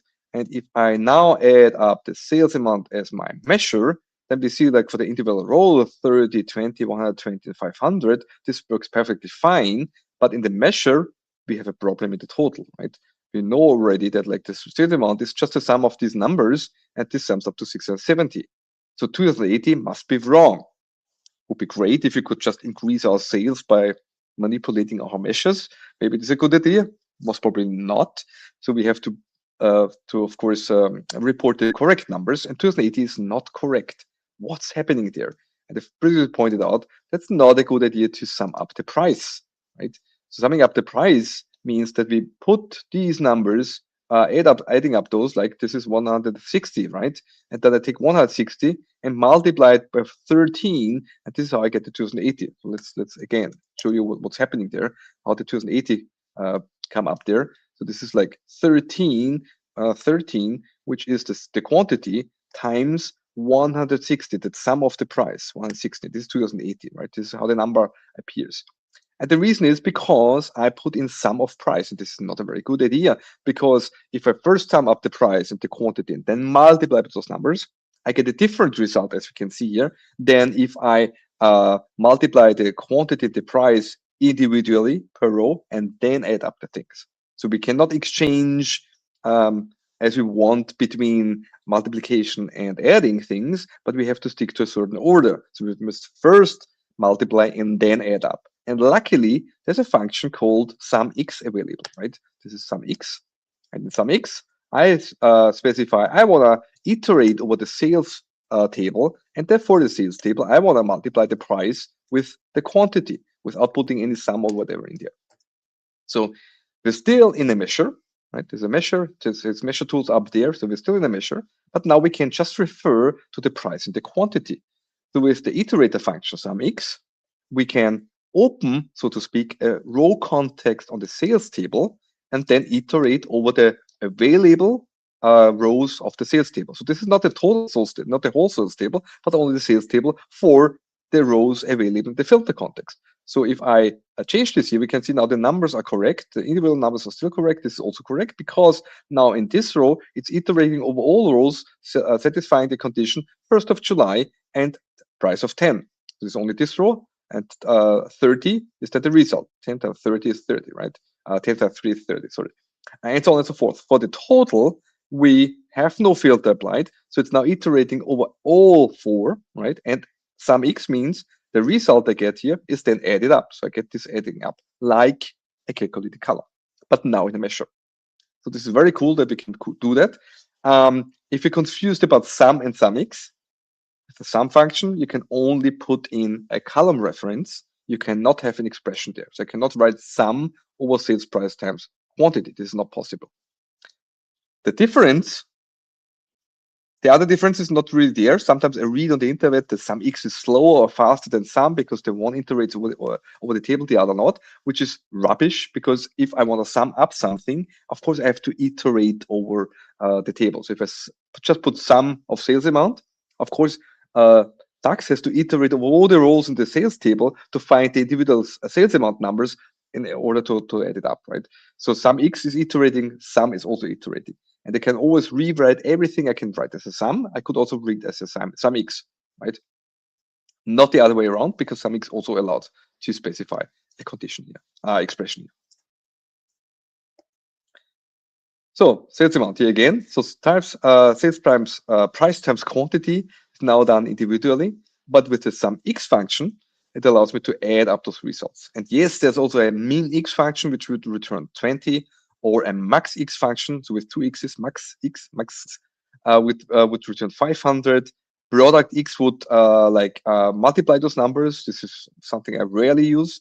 Then there's also average X. There's like 10, but there's 10 iterator functions, which all iterate over something and do something like evaluate the expression, and then do something with the results, like sum X, adding up the numbers here.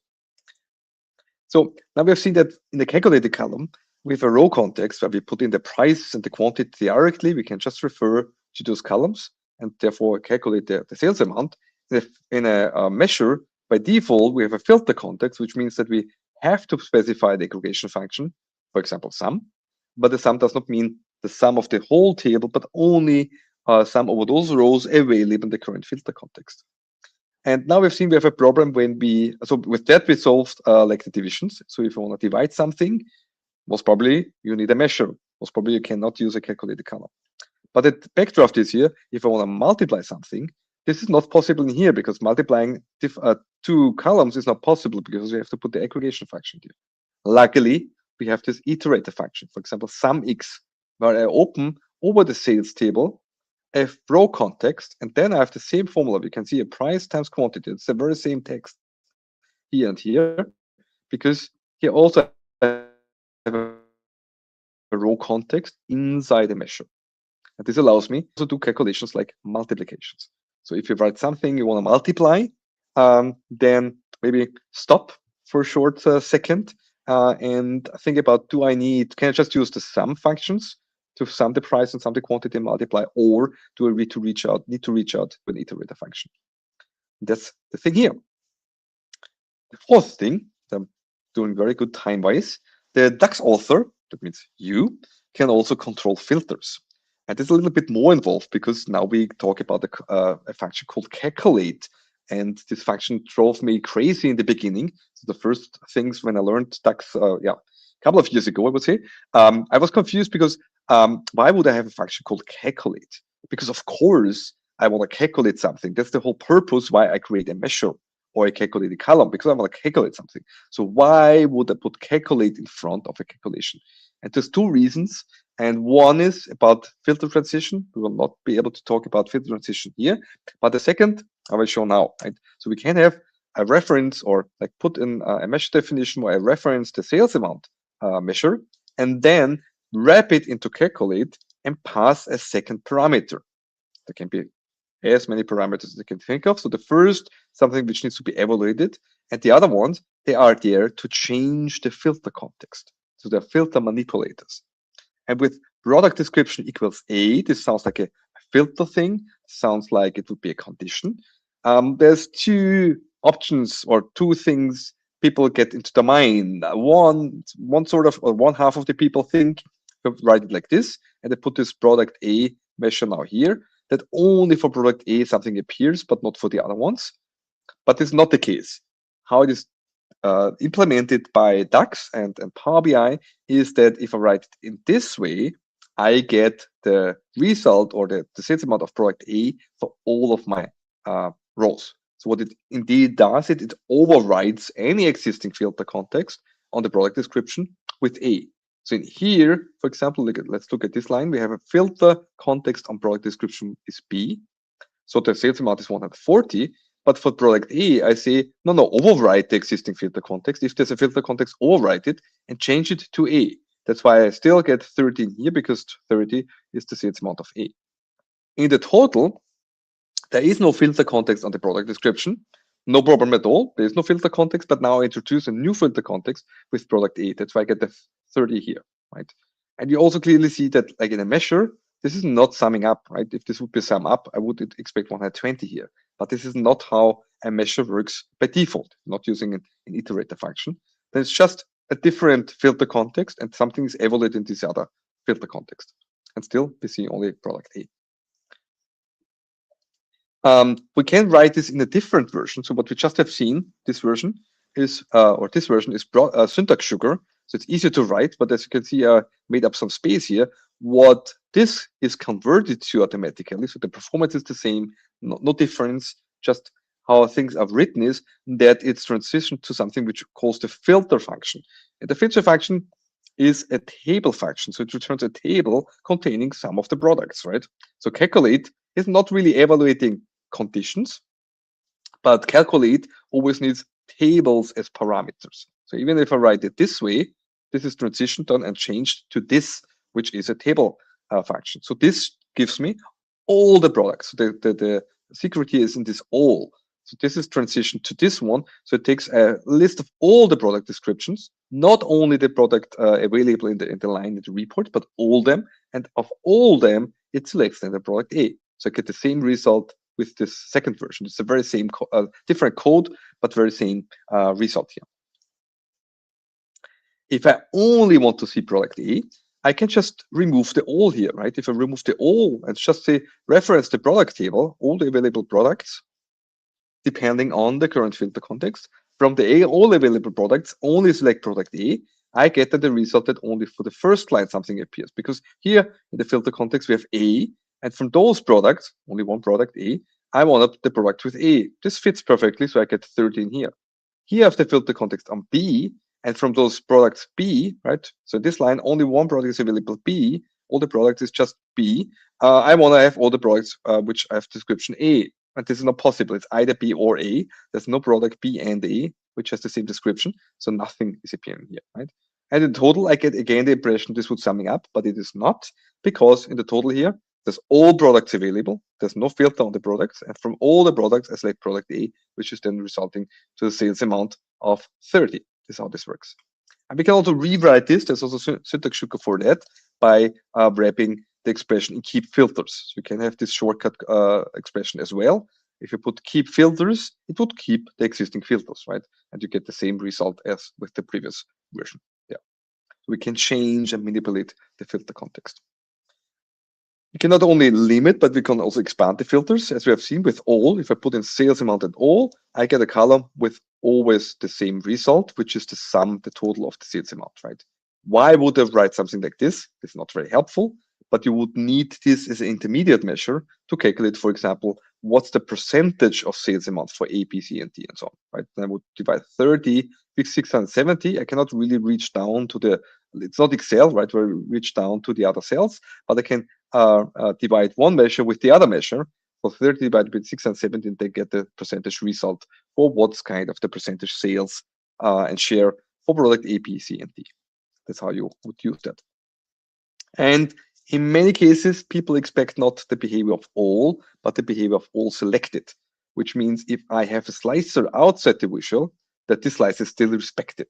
So if I want to only have product B, for example, selected, and I ask for what's the sum of all the products, in some occasions, I would say in the majority of occasions, people would expect that 140 is the sum, because this is the sum I get here, because this filter should be respected. So check out all versus all selected if you need to calculate percentages as shares, what's the expected behavior. And nothing prohibits that you introduce both measures, right? One percentage calculation on the all function and one not on the all selected. And then teach people what's the difference there. Last but not least, and that's like hitting perfectly at the end of my talk, is that it's really, really important that you accept and learn and know that calculated columns and measures are completely different things. To be honest, calculated columns and calculated tables, I consider them as a legacy.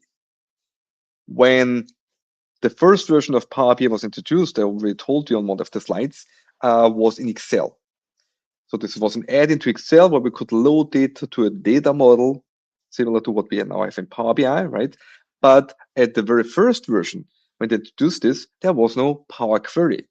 So we could not add a column, a table by starting a Power Query, doing fancy things in the UI and the M language. This was just not there. This was not possible.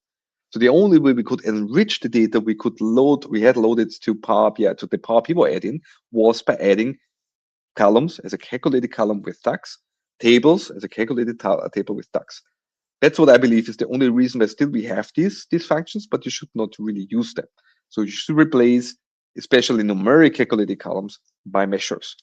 If you have other columns like your date table and you want to have like the month in different ways of writing, the month and the year, or the year/month and whatever, please use Power Query, do it over it in the source. It's better reusable. That's the reason why there. So,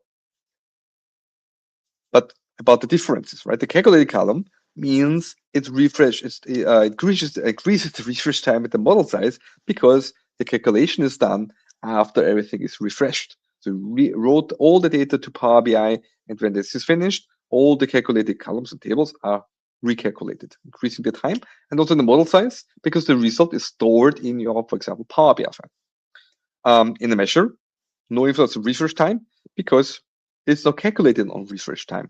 The measure is only calculated as soon as you put it on the canvas, you put it in the visual, then it's calculated per filter context combination. As the calculated column increases the refresh time, you should only put it in small tables. That means dimension tables. Don't add anything to your fact tables, the large tables, like the sales table or something. In a measure, it doesn't increase anything, so we can have it in small and big tables. The formula of the calculated column cannot be influenced by any filter because it's calculated at refresh time. So if you hit the refresh button in Power BI, the calculated column is recalculated. At this time, it's not really known what kind of filters people will later apply to it. So there's no filter applied. Measures, they're heavily react to filters because the calculation of the measure is not done at refresh time, but it's done when you look at the report. If you change the filters, if you change between pages, then the measure is recalculated, reacting to the filters. The calculated column is heavily depending on the hosting table. So you cannot just copy one calculated column to another table and hope that's working. It will not, because the column names, the table name will be different. Measures, I can move them around, right? Because I write sum of something, and this is in one table, right? And if the measure sits in the same table or a different table, like I did, I calculated the measure sales amount not in the sales table, but in the measures table, no problem. I can even like move it around, right? In the calculated column, they can directly reference other columns of the same table without any function.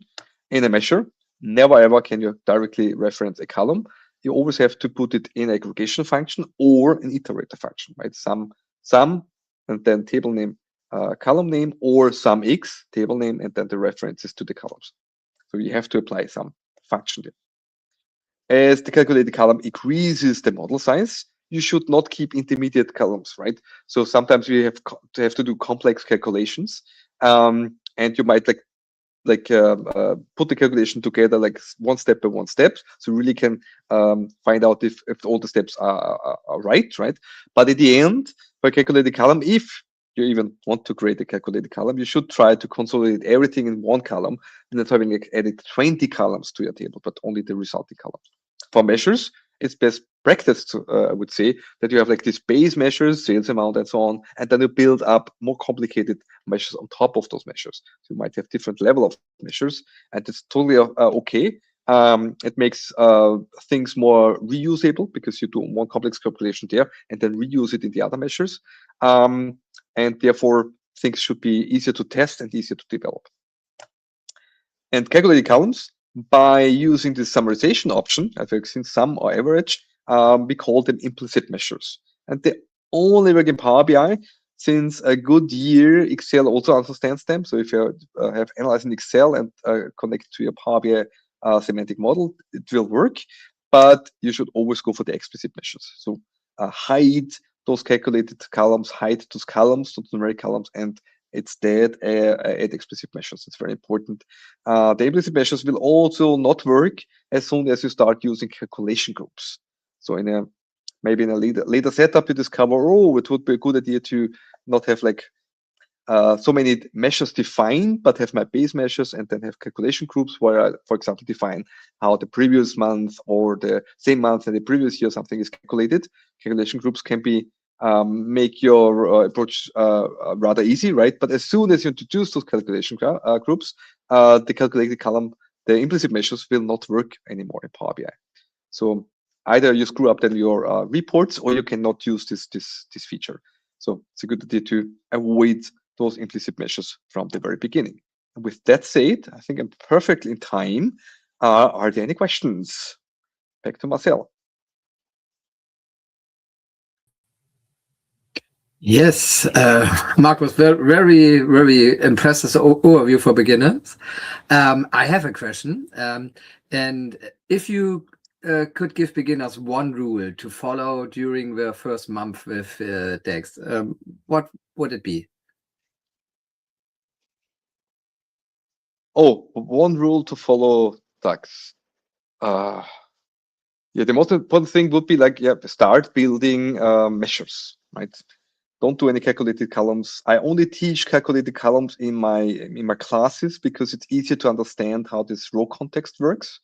So if I create a column, as I did in the beginning, right? You create a column, and then you can, in the table view, you can see, there's a new column, and then you can see like how the calculation is done, and you can evaluate everything. This is harder to do when they do this in measures, but to do your measures, right? Everything which should be calculated, like in terms of numeric things, create a measure for that.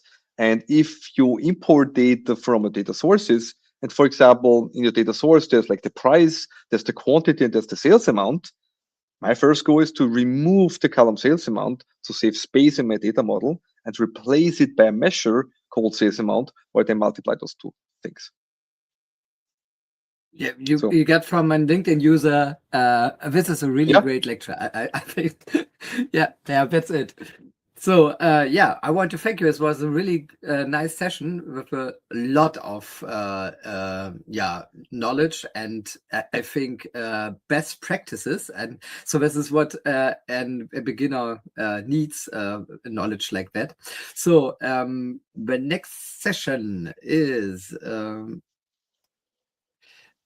yep. So, oh yeah, Gilbert Julaviers. I hope I spelled it right. He's from Australia, and the topic is how data agents in Fabric can answer questions not available in existing reports. We are back in 12 minutes, and yeah, I wish you a nice evening. Yeah, and we see you soon. Bye bye. Yeah, thank you very much. Enjoy the rest of the conference and enjoy Gilbert. Yeah. Bye bye. Welcome to Power Bros Knowledge, where Power Platform meets pure innovation. Your business runs on chaos, approvals lost, data scattered, time wasted. We know that pain. Now imagine automating everything, faster, smarter, and built for impact. That's where Power Bros come in, architects of digital change. We don't talk trends, we build results. Our Knowledge Hub turns expertise into action. Real tutorials, real automation, real impact. Whether it's Power Apps, Automate, Logic Apps, or Entra, we make it work together, smarter. Join the Power Bros movement. 30,000 professionals learning, building, and sharing every day. Ready to transform your workflows? Book us now, and let's build something legendary together.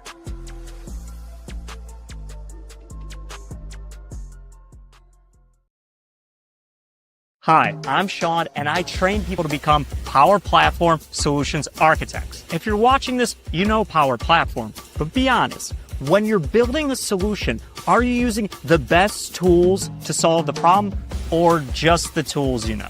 If you love building powerful, scalable solutions that make your company money, let me share why our training is different. We've noticed that the best architects know a series of best practices and they apply them to every project. So we took all these best practices and put them into this course.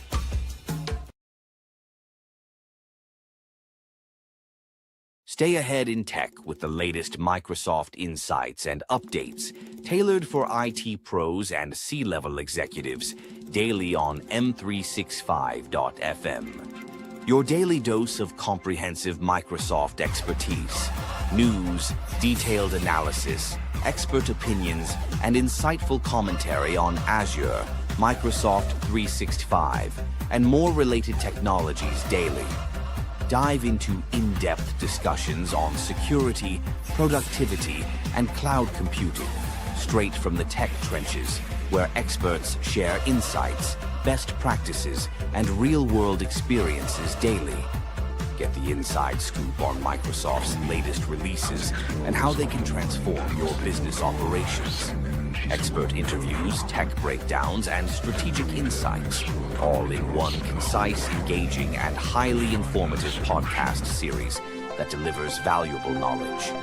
M365.fm is your go-to source for making informed tech decisions that drive business success through expert analysis, insightful guidance, and reliable technology recommendations daily always.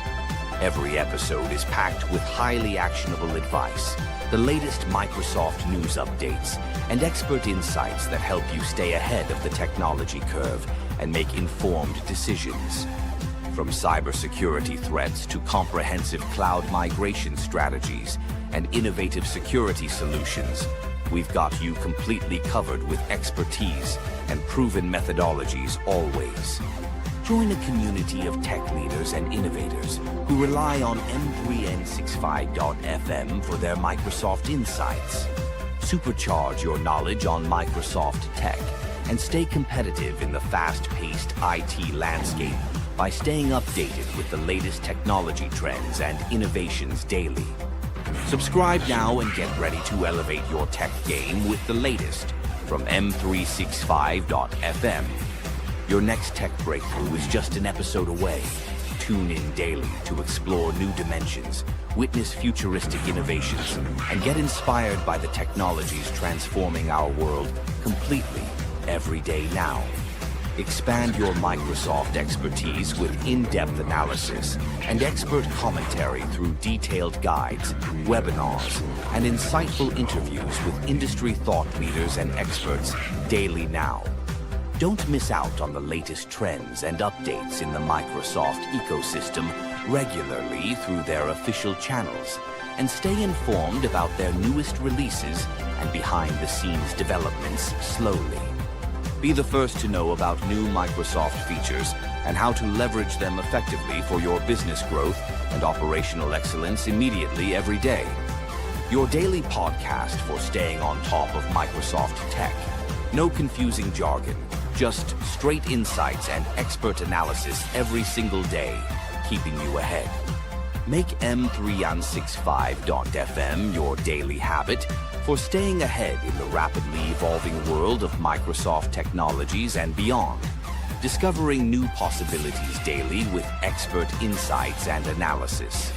Start listening now at M365.fm and take complete control of your Microsoft journey today with expert insights and comprehensive resources available instantly to guide you through every step.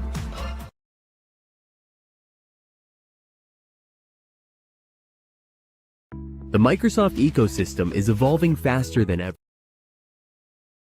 The Microsoft ecosystem is evolving faster than ever. The Microsoft ecosystem is evolving faster than ever.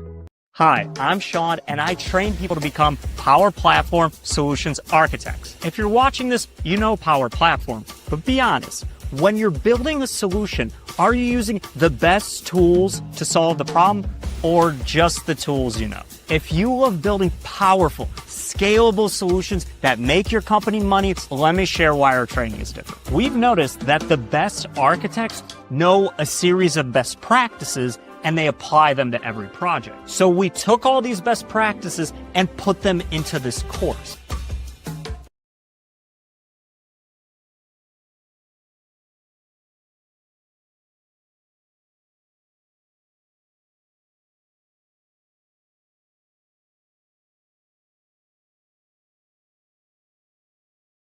The Microsoft ecosystem is evolving faster than ever. Copilot, Power Platform, security, modern work, Azure AI, new features every week, new opportunities every day. But learning is scattered.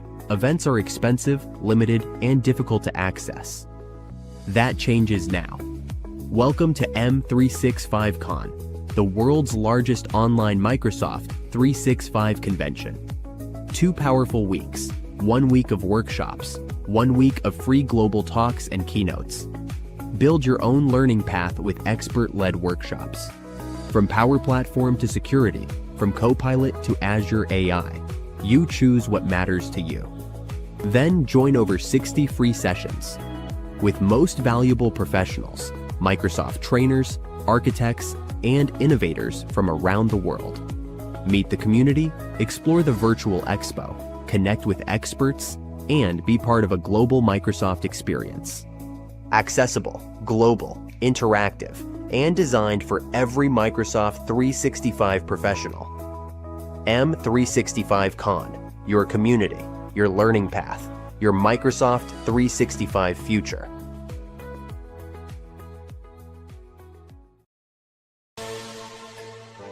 Welcome to Power Bros Knowledge, where Power Platform meets pure innovation. Your business runs on chaos, approvals lost, data scattered, time wasted. We know that pain. Now imagine automating everything, faster, smarter, and built for impact. That's where Power Bros come in, architects of digital change. We don't talk trends, we build results. Our Knowledge Hub turns expertise into action.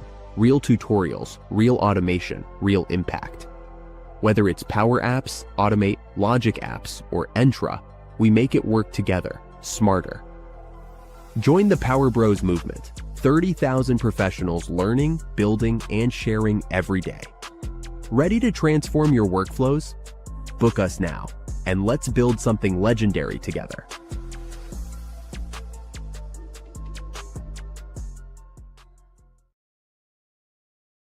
Hi, I'm Sean, and I train people to become Power Platform Solutions Architects. If you're watching this, you know Power Platform, but be honest, when you're building a solution, are you using the best tools to solve the problem or just the tools you know? If you love building powerful, scalable solutions that make your company money, let me share why our training is different. We've noticed that the best architects know a series of best practices and they apply them to every project. So we took all these best practices and put them into this course.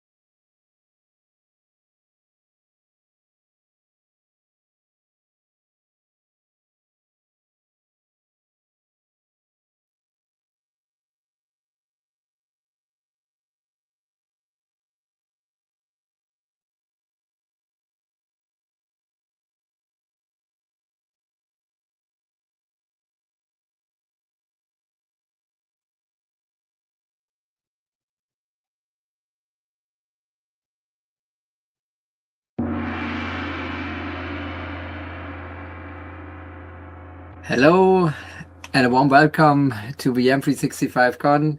Today here with me is Gilbert Quevillier. I hope I spelled it right. So when no, a lot, I'm sorry. The session today of our Power BI and Fabric stage is how data agents in Fabric can answer questions not available in existing reports. Warm welcome to you and greetings to Down Under. I think you're the only speaker from Down Under, so warm welcome to you. You could start.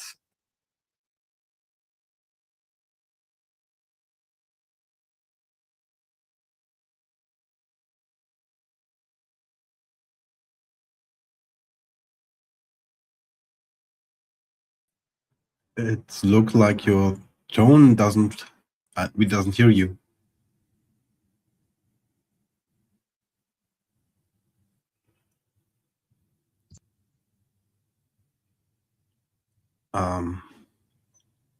You can check the microphone options in the button.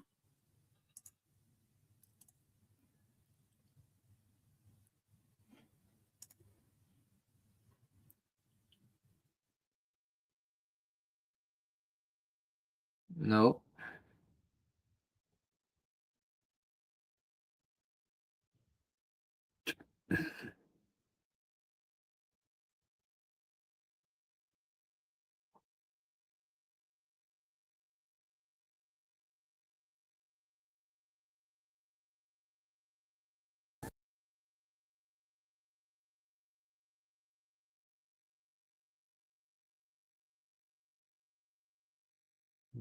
I can see you, but we couldn't hear you.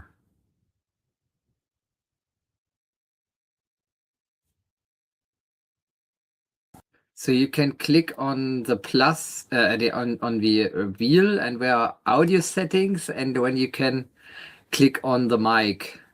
So there could be 1, 2, 4, 5 possibilities to change the microphone in the audio settings. So this is on the wheel. No. Audio.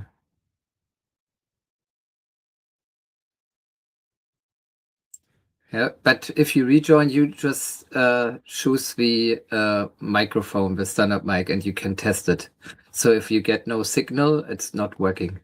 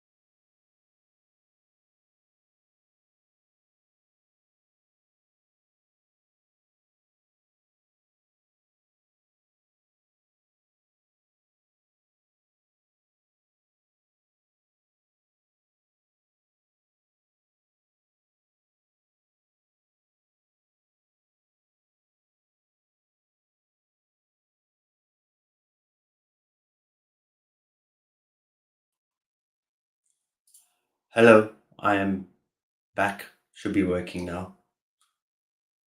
Let me share screen. Thank you. Apologies for the technical issues. Let me just bring up the right screen. Yep, that's the one. Okay, awesome. Thank you. Again, apologies for the people following along. A few technical difficulties, which fortunately have been solved. So just to carry on with quickly a little bit about myself. So I'm a Microsoft Fabric and Power BI data consultant, been working in various forms of data for the past 18 years and always in the Microsoft ecospace, helping customers around Power BI and Fabric and using their data as an advantage to help customers. Okay, so in today's topic, what I'm going to be covering is how the data agent works, the data agent configuration, the difference between the data agent and Copilot, and some of the limitations that we have. So just to start off with how the data agent works. This is an AI skill that relies on generative AI. But the difference here is that the data agent can be configured versus when you use something like Copilot, for example, you can simply ask questions, put in some sample data and use it. There's no way to actually configure it or to help assist it so that it can give you the answers you are expecting to see. So with the AI skill, you can use it across different database resources and or data sources that you can say use these data sources as a source for your questions. And then in order to configure the data agent, and I'll go through all these steps in the presentation, there are actually different ways you can configure this agent, not only in terms of how it can answer questions, you can also give it some sample questions and those kind of things. So it's a lot more configuration options than your typical like AI kind of tool. So the difference between an AI skill and Copilot is that technology behind them is actually similar. They both use that generative AI that I've spoken about. And the difference here is that because you can curate data for your data agent that can answer the questions, you can actually have a lot more customization with regards to this. As well as you'll see an option with the data agent, you can actually test it before rolling it out. So you can have this like a test environment where you can run through, configure, test, make sure it's giving you answers that you expect before you release it to a wider audience in your organization.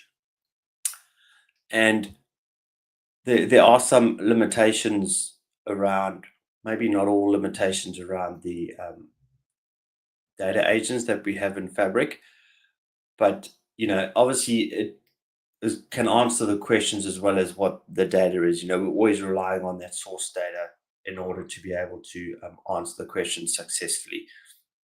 And another common question that I get when talking through data agents with customers and other presentations is around where does this data go when you are using the data agent? Because it's using a version of Copilot or a large language model. From my understanding, there are two areas in the world where Microsoft sends all this information, and one is in the United States and another one is France.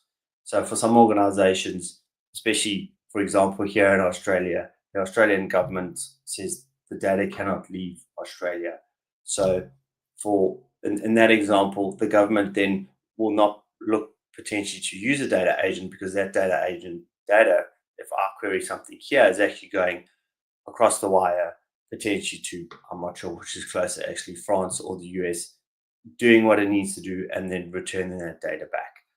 The data is all secure, it is all encrypted. As far as my understanding goes, it's all running on Microsoft's backbone network. So it's not publicly available, but it is something that is available and something to be aware of when working through this and thinking about it. Hopefully, the organizations are comfortable, using Microsoft's existing, say, M365 services. So you're well aware of how it's secured and how it all works. especially in today's world where, data is key to be able to be secure by default.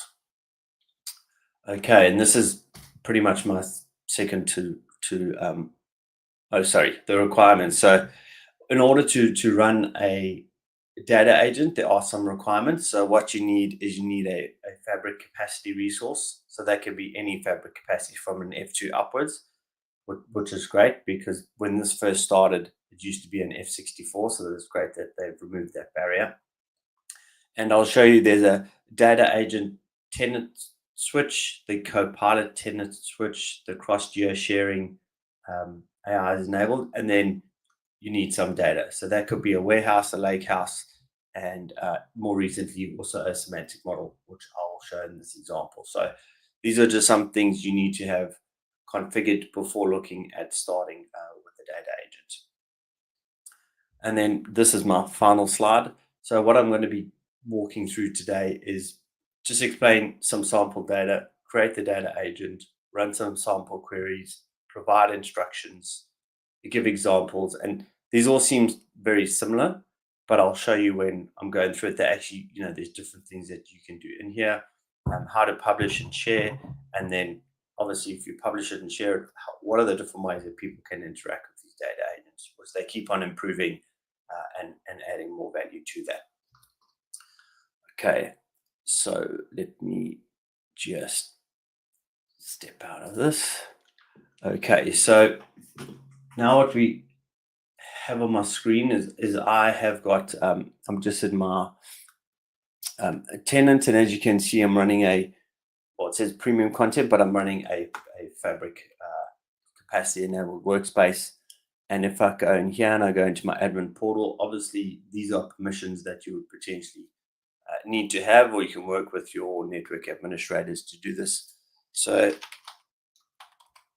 if I just go over here, just to show you that you need to have the data agent item type enabled, as well as then for Copilot. If you scroll down over here, you can see obviously users need to have access. It can be sent outside the organization is enabled.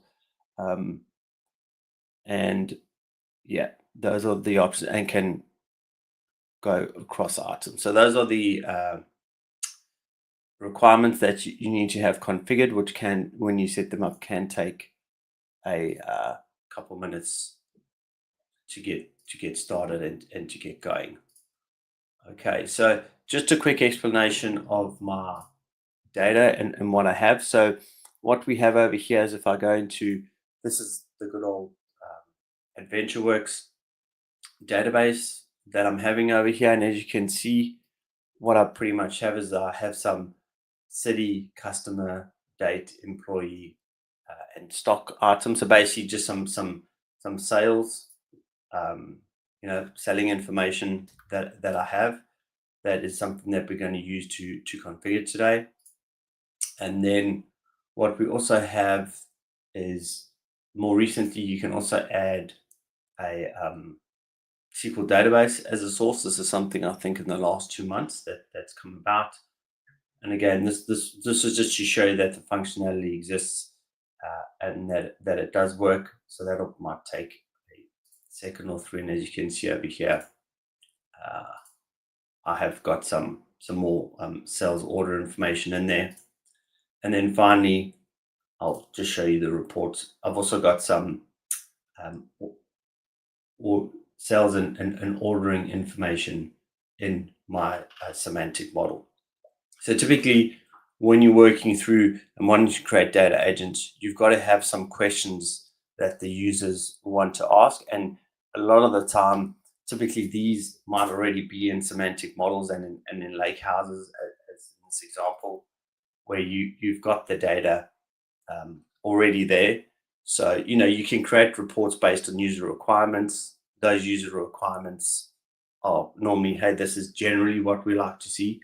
But what typically happens is someone, before they're going into a meeting, says, hey, I'm just interested in how many returning customers we had in the last 6 months. And that's something that is in the report. You can definitely create it, but quite often it takes time and effort, and if there's not, for example, like over here, we have a Power BI model. If the DAX measure isn't created, it's not super quick to get that all created.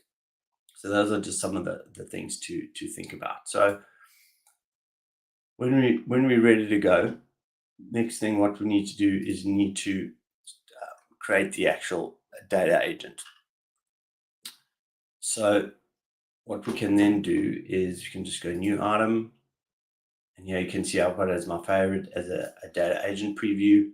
And the first thing that will come up will be to give it a name. So I'm just going to give it a name of just DA for data agent and then M365. Then click on create. So once you come in here, it does give you a few tips, in terms of what to do. You need to add some data, ask a question, and improve the accuracy. So the first thing we will do is we'll click on here and we'll add some data. So we'll just say, okay, we want a data source. And in our example, we're first going to select the Lakehouse that I mentioned earlier. And then what you can see is when you bring this in, it's gone away, but it was quite quick. But basically, you don't have to select all the tables that you bring in, because sometimes, especially like in a Lakehouse or warehouse, you can have a lot of tables in there that do different things, and you might want to configure, say, a data agent that's only going to answer questions around sales and orders, but you could have some other information in there that you don't want to use. So what we're going to do, what you then do is you actually select the tables that you want to be used for the data agent. So over here, I'm going to select all of them, because in this example, it's just a few tables that we actually want to add. Next, I'm going to add my second data source, which is going to be, I lost it now. Yes, I do. It is.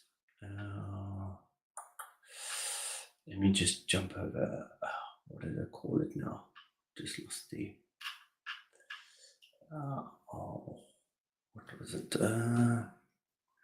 Sorry, I've just lost the name, because normally these things are. Let me just jump to another one quickly so I can find the right name. Otherwise, it gets a bit tricky. Just log in. And what is it? WW Sales Azure 25. Okay. Let's just go over here. Hopefully this, yep, that looks the right one. Let's add that in. And again, when adding in your semantic model, you can also then select the tables that we want to use. So once again, I'm going to select all the tables that we want to bring in to do this. Okay, so what you can almost do is straight off the bat, you can actually ask some questions just when you're configuring it as it is. So for example, let's just try and say, how many orders do I have? And I know this is something that is typically in a report, but this is just to give you a quick overview that you can actually start using it. And what you'll see, depending on the semantic model or the Lakehouse, the more you use it, the quicker it will get, because I haven't used this in a little while. It's probably just needed to be loaded into memory. So what you can see over here, it comes up and tells me how many orders I have. But what you can actually do, and especially when you are in this debugging or development experiences, you can actually click on the details and it will actually show you what it is using. So in this example, it used the semantic model. It then used this DAX measure, and will actually show you the DAX measure. And this is important because when you configuring, which we'll do shortly, and setting this up, you want to make sure that it's using your instructions to get the answers that you're after. Okay, so what you can then do is, ideally, you want to set this up and give it some prompts that you want to do. So if you click on setup, you'll see there's some agent instructions here. And these agent instructions is what I spoke of earlier, is where you can actually now give it some details in terms of how to answer certain things. So what I'm going to do is, this is now using the markdown language. So I'm just going to copy some code that I have instead of me having to write this all out, and I'll explain it in a second. So if I just come in here and just, where did my mouse go? And I just paste this in over here. What you should then see is below, I now have got my information in the markdown language. So pretty much, ideally what you want to do is you want to put these in different sections. This will also help the data agent understand these instructions. So what you can see in this example over here, I'm going to be talking or asking questions around sales and orders. So what I want to specify here is I have my two data sources, which you can see I have over here, the Lakehouse and the sales. And basically what I want to say is use the semantic model for anything that is relating to an order, because as you can see, I have got order data in my semantic model. And then use the Lakehouse for anything about sales, because I have got some sales information in there. The thing you can also do with this, which is what you could do previously with Power BI Q&A, is you can also give it like synonym type of information. For example, if the word spent is used, then use Lakehouse, meaning spent equals sales. If the word order or ordered is used, then use the Lakehouse. So, quite often businesses have got acronyms or multiple names that mean the same thing. So you can put this into the configuration so that it will interpret that and go to the right place you're expecting it to go. And then an important one is to use date to extract specific time periods, for example, year, month, when performing time-based analysis. And then finally, this DAX queries over here. This is where, if you start getting to something a little bit more advanced, where I read a blog by Chris Webb, is where you can actually give it some details around a particular DAX query that someone might want to run. And this is almost a question that they might want to ask. And then below is the actual DAX query. And I know you can format the DAX query into an actual code block and markdown. So that's also something that you can do. And I'll circle back to this DAX query to show you how this works in a little while. So now we can start testing this. So for example, I could just, because now I've configured it, ideally I'm just going to start with some standard questions just to make sure, for example, how many orders in the last quarter, and put that in. That because I've said for orders it must use the semantic model, let's make sure it's using the semantic models and runs the correct query. And again, as you can see, I put in the last quarter. I didn't actually specify what year I'm in, etc. So this might, so you can see over here, it says there's 18,000 orders. And what you can see over here, what it's done is it's used the previous quarter DAX function to actually do that. And the way that it's determined that is by getting the max, the last date that we have, and going back to the previous quarter. So again, these are things that you can do to have a look into to make sure it works. But now what you could also start testing is typically some of those questions that you won't have in a report, or they are in a report, but they might be quite hard to dig out. For example, how many customers spent more than $100? So what you'll see over here is I'm using the word spent, which I had specified in here. There's no spent actually in the data natively. So what it's actually doing is it's saying, using the word spent, it's going to the Lakehouse. And this time you can see, if we expand this, it's actually gone to the Lakehouse. And this time it's actually written the SQL query because it's using the SQL endpoint. And you can see, it's just given us a count and found the customers. And what you can see over here, it's using the total including tax as a default for the spend. So that might be the right column, it might be the wrong column. So if that's the wrong column, then you could come up here, edit your common queries in order to say, no, use this column when using the lakehouse. So the other interesting thing you can do here, typically, we can test out, for example, you could say, we could try and say how many customers returned in the last year. So again, this is something that we can do, for example, in Power BI and using DAX, but it typically, you got to create a measure. It can get quite complex, can take quite a while to run.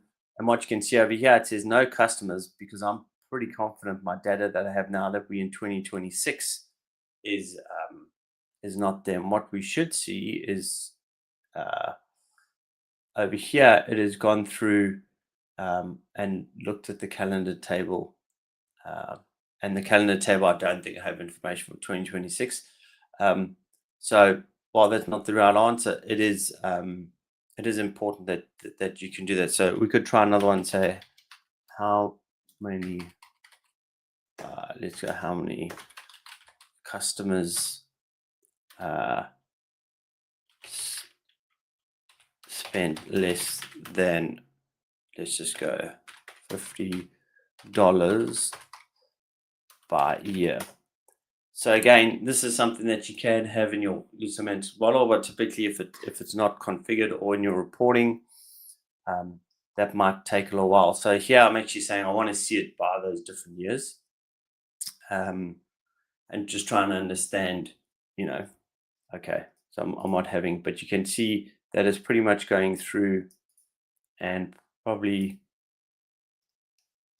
so here it's actually saying, so this is a good use case where I haven't provided enough information in the data agent instructions in order for it to successfully answer that question. So this is part of the experience of using data agents, is to typically come up with a set of questions that you think your organization is interested in, if it's around customers, what it's particularly about, and then making sure that it's configured or that you can answer these questions. Because in this environment that we're at, this is a test environment. So ideally, your customers or the people going to be consuming the data agents do not have access, or you might be tweaking changes that they have not seen yet.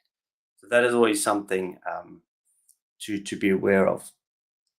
So moving on from there, once you test this and you're fairly happy with what you have over here, the other thing you can do is, if you go back to the setup, you can actually have some data sources have additional instructions. So you can see for the lakehouse, I could specify additional instructions in there. But what you also have is you have an option here for some example queries. So these are typically example queries are when there's standard questions that people are going to ask, and you want to provide a mechanism that can answer those questions successfully. So for example, over here, what I could do is I could add in a question that says, what is the average price by customer? And then, because the data agent is using SQL, I'll just come in here.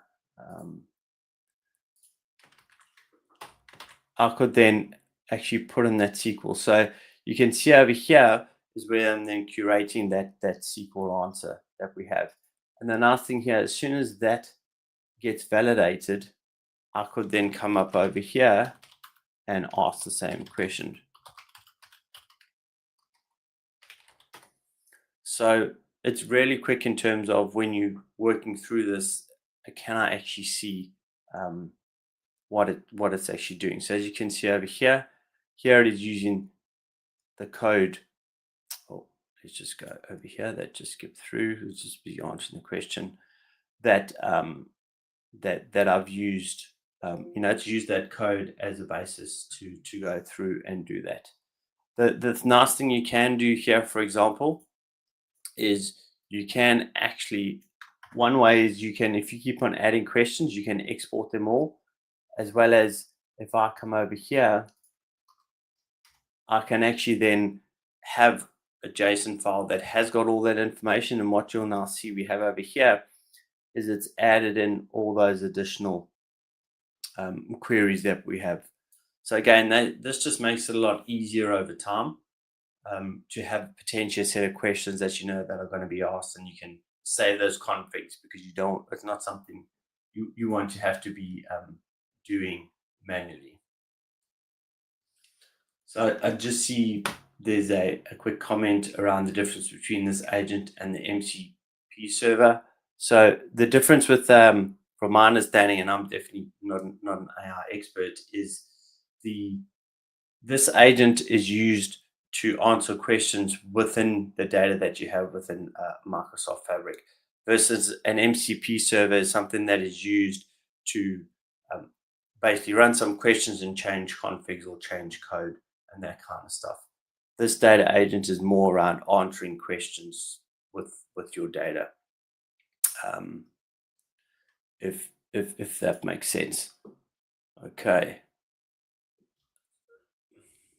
So when we go back over here, what I wanted to do is circle back over here to this agent example over here, this DAX query. So in this DAX query, it's where it's doing some ABC analysis. So if I had to take the sample question over here, when I'm basically questioning, do some ABC analysis on the order table, grouping it into 3 columns where they have the different boundaries of 50,000 and 100,000, I can then run that. And now what we want to see is that this is now going to be running against a semantic model, which we said it was a DAX measure, and we should get some answers coming through in a little bit. This might take a little bit longer because obviously the DAX is a little bit more complex. You can see, and now you can see, it fell into, we had 312 cells. There were no orders in Group B or in Group C. And again, you can see, scroll down here, that it was using the DAX measure we created.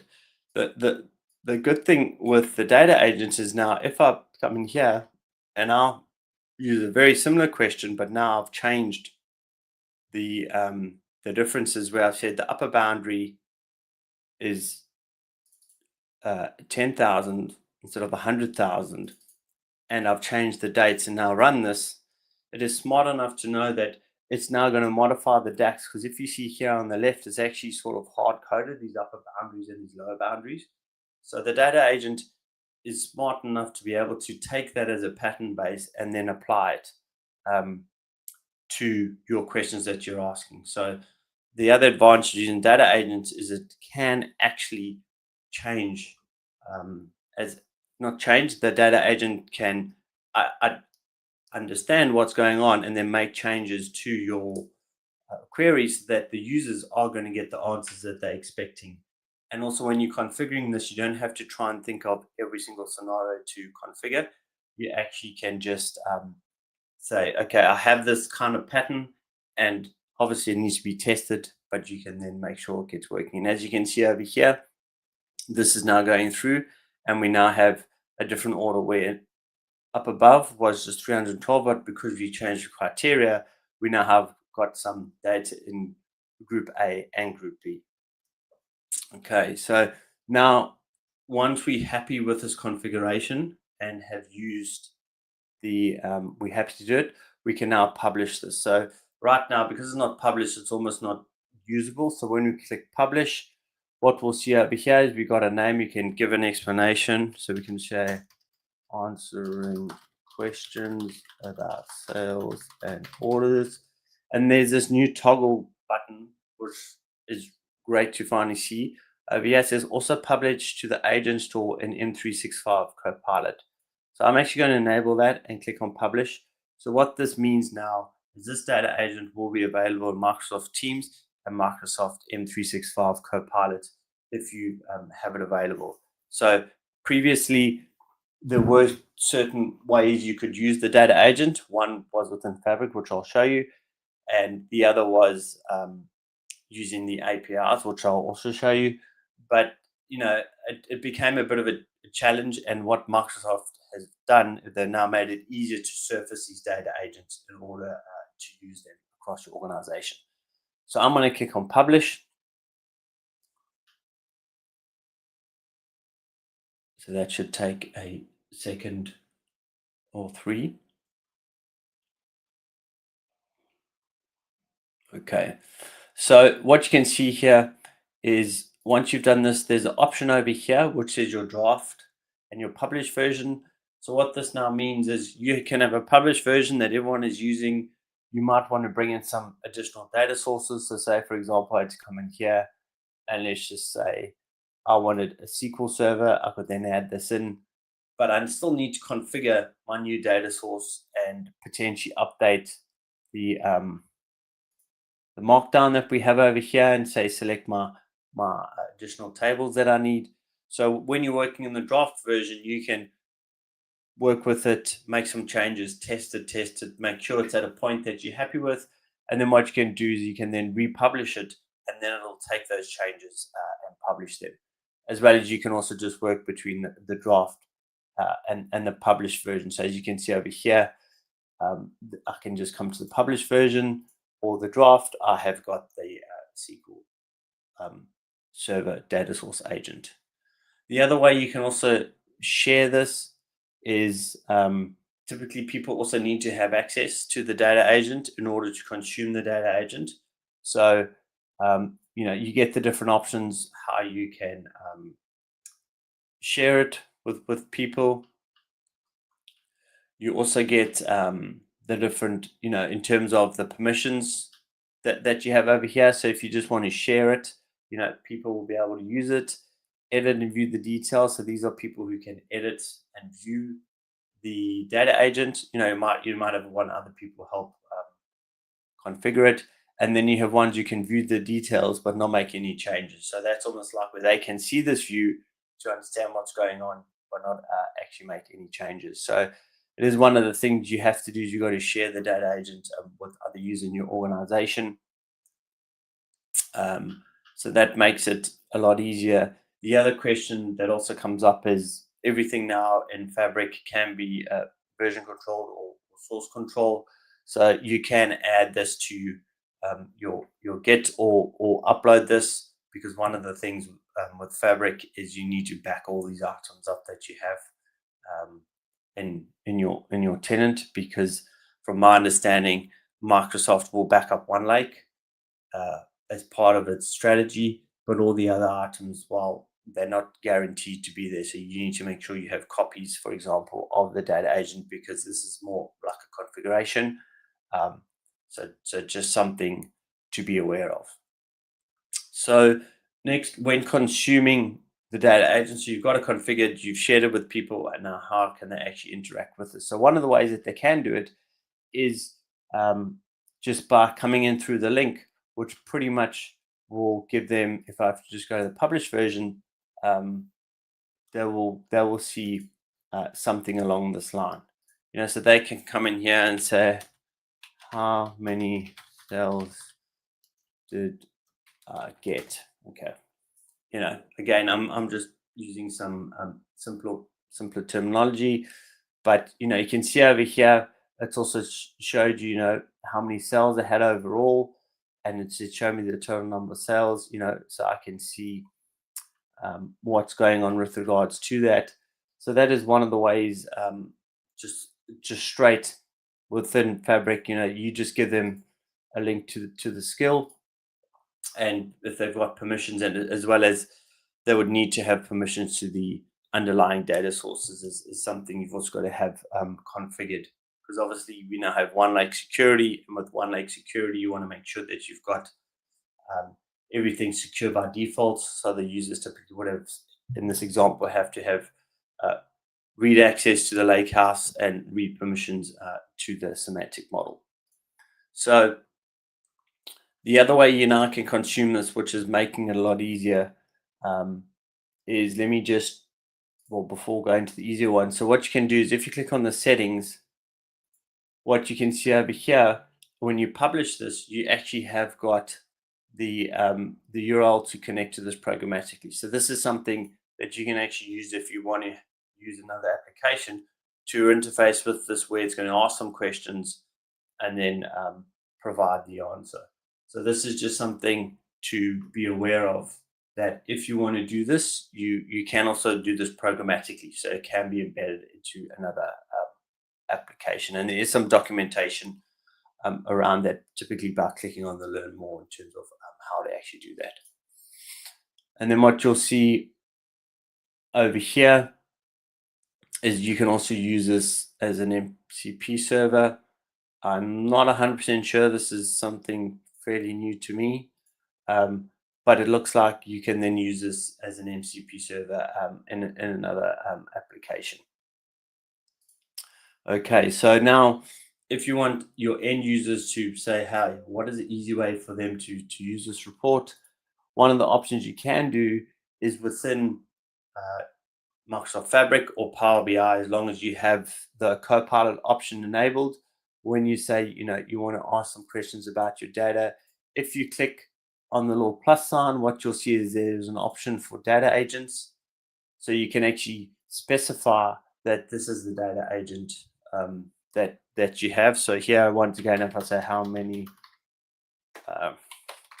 customers placed an order by year, let's see how that goes. And again, as you can see, what I'm trying to show you the value here is each time I'm asking a slightly different question to the data agent, just to show you how flexible it can be.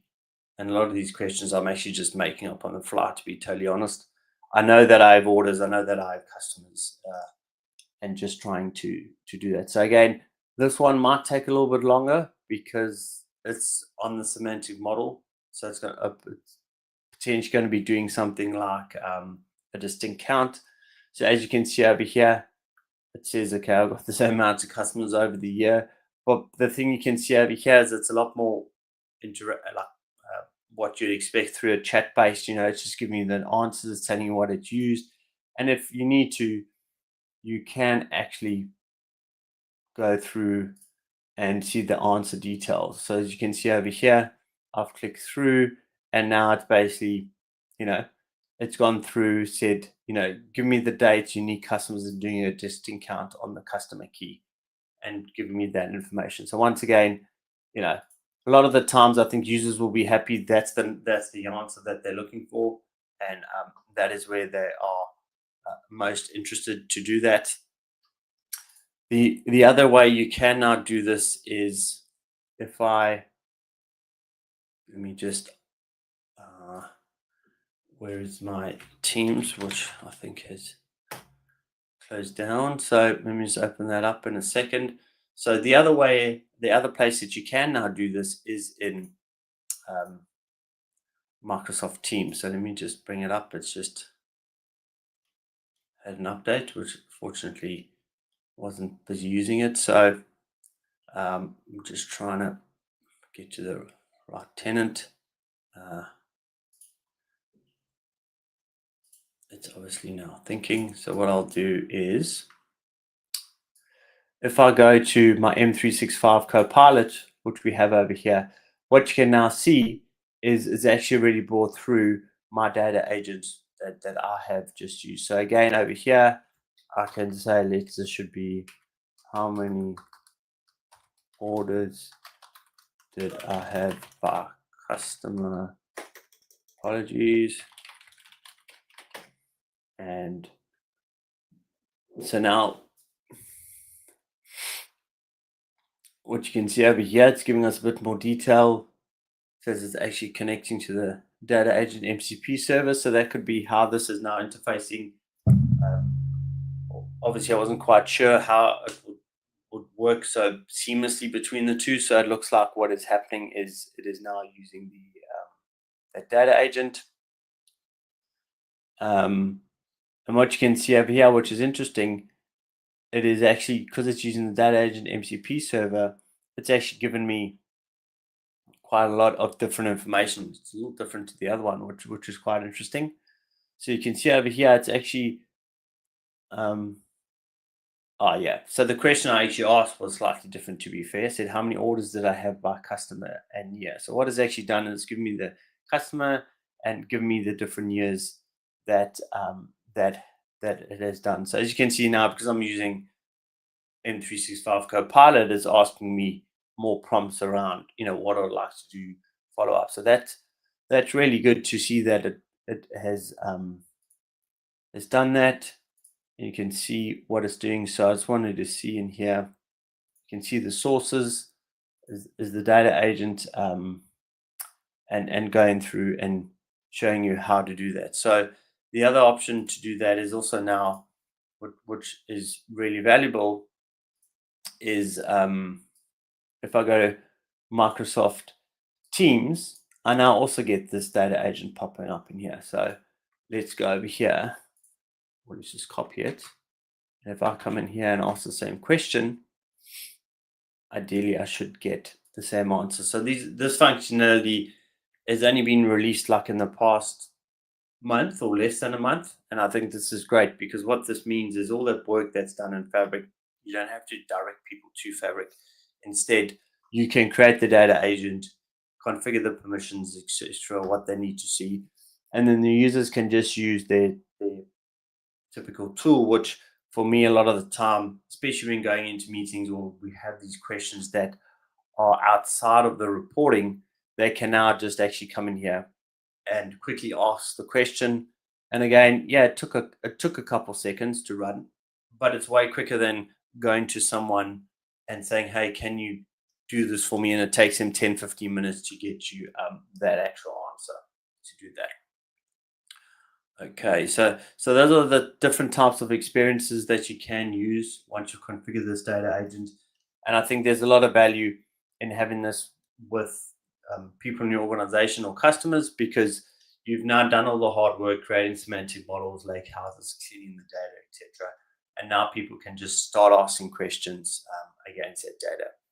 So one of the things that typically people also ask around is, how can I see what capacity this is using, what's actually going on? So what I have over here is I'm using the new capacity, the real-time events that is actually running on,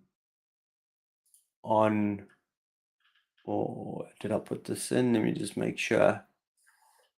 I think this is slightly, no, this one over here needs to be, let me just do this. So this is the data source is ML. Let me run this for the last one day. And now what you can see, today is the 22nd. Let me just sort this. Descending. Has the data not come in yet? Oh.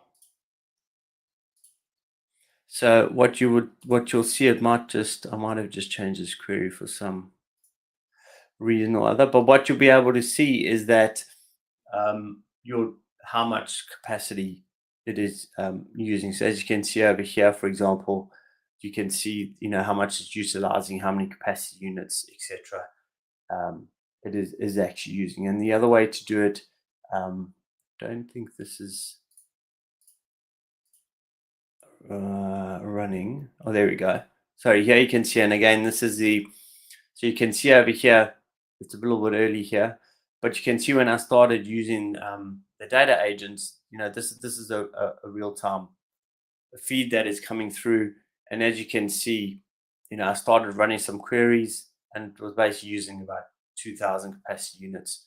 And then now it's using about 4,000 capacity units. So the other way to do this quickly is if I just go to my capacity metrics, just have a quick look to see, because if I recall, and I just want to double check before I confirm, I think this uses background capacity units, which is a lot more forgiving in terms of when you're running these kind of things. The capacity units will then be smooth over the next 24 hours versus a report is using interactive, which is measured every 5 minutes. So it can be a little different. So let me just go through over here.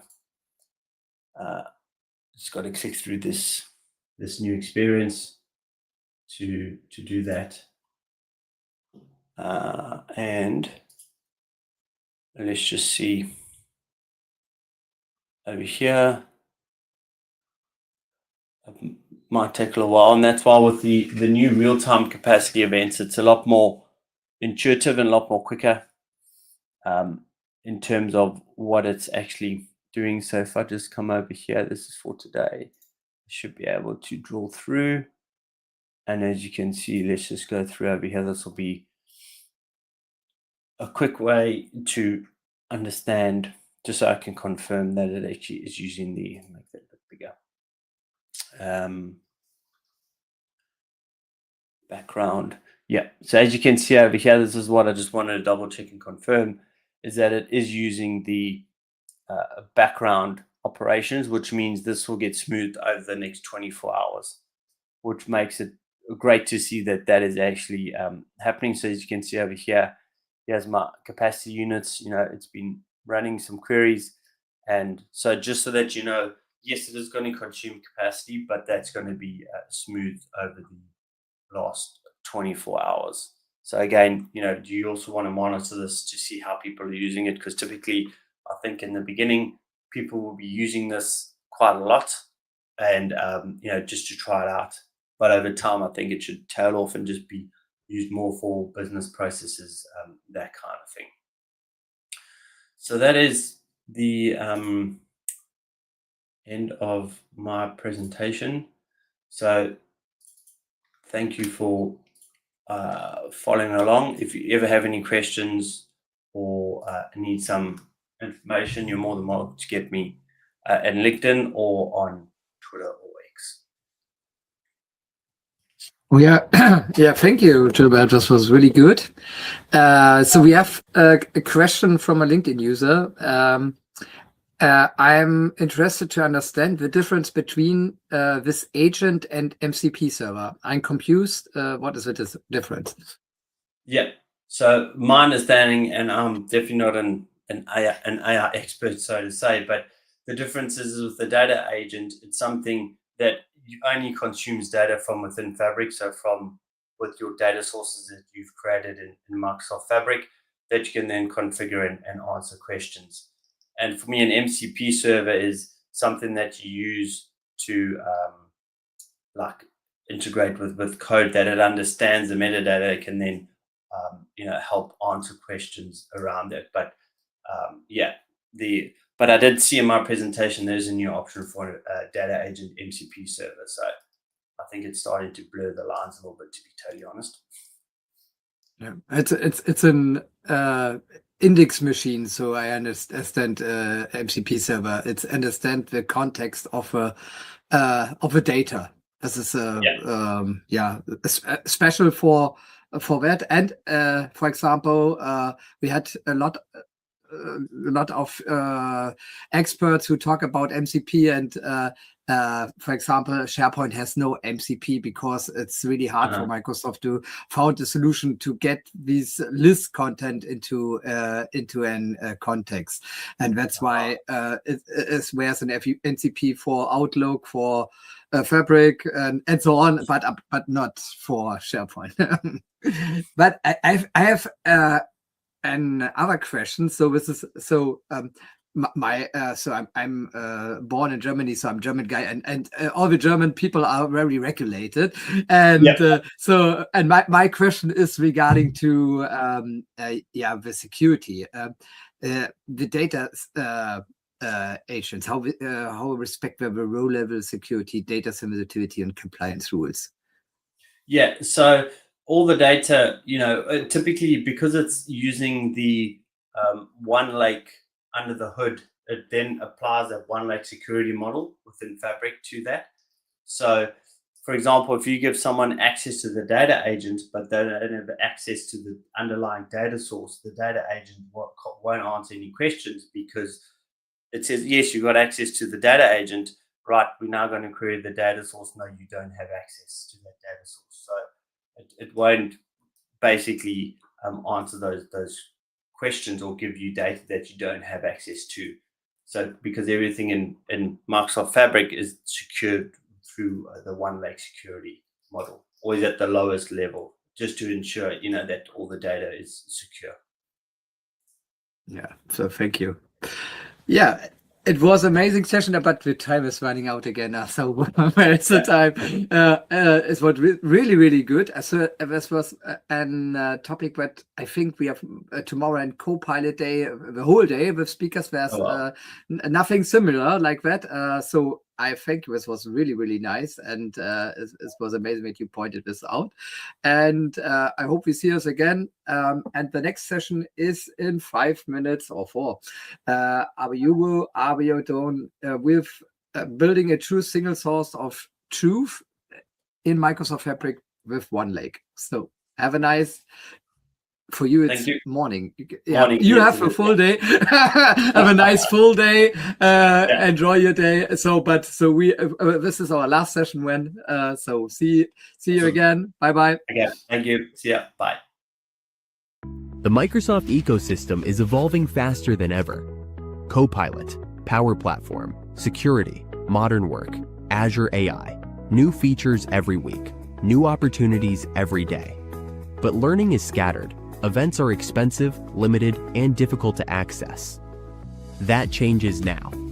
Welcome to M365 Con, the world's largest online Microsoft 365 convention. 2 powerful weeks, 1 week of workshops, 1 week of free global talks and keynotes.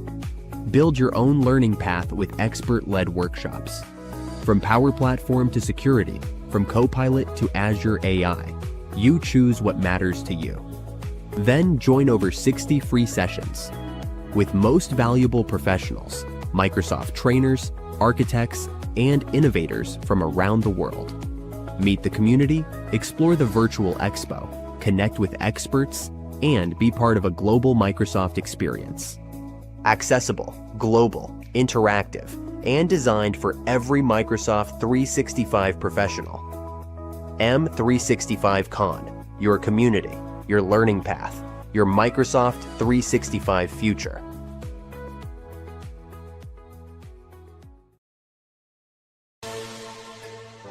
Welcome to Power Bros Knowledge, where Power Platform meets pure innovation. Your business runs on chaos, approvals lost, data scattered, time wasted. We know that pain. Now imagine automating everything, faster, smarter, and built for impact.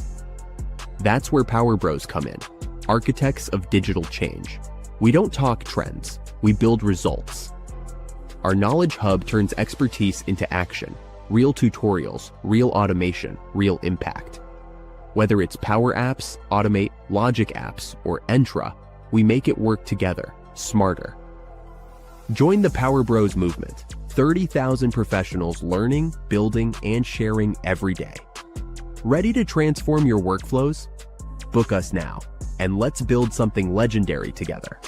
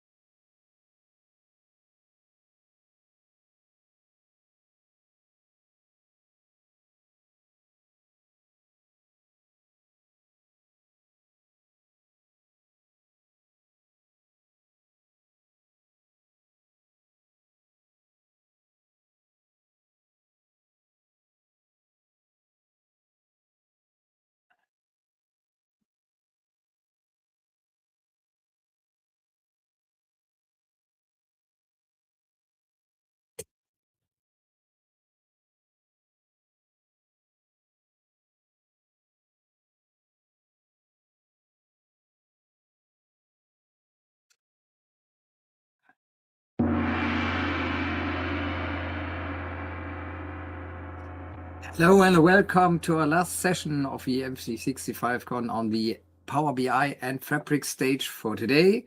Today here with me is Abayumi Abiodun, and we are talking about the topic building a true single source of truth in Microsoft Fabric with one lake. So Abayumi, you must share you must unmute. So we could not hear you. Hi, can you hear me now? Yeah, now we can hear you. So your stage is yours. Warm welcome to you. Thanks so much. I'm so sorry I will not be able to on my camera. So I believe you can hear me. You can hear me well.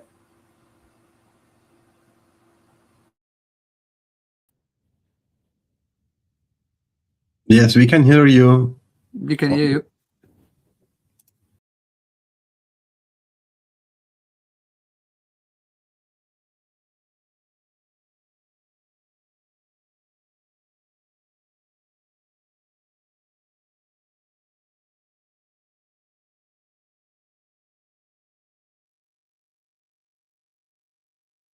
Now you muted again, Abayumi. Oh, sorry about that. I'm trying to share my screen. So a minute, please.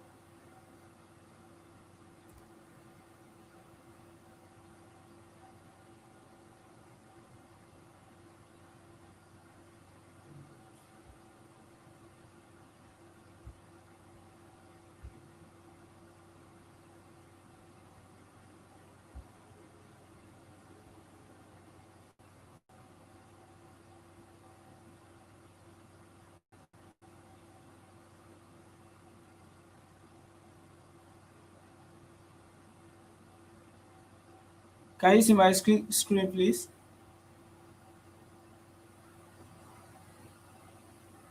Yes, we see the screen. Thank you. Okay.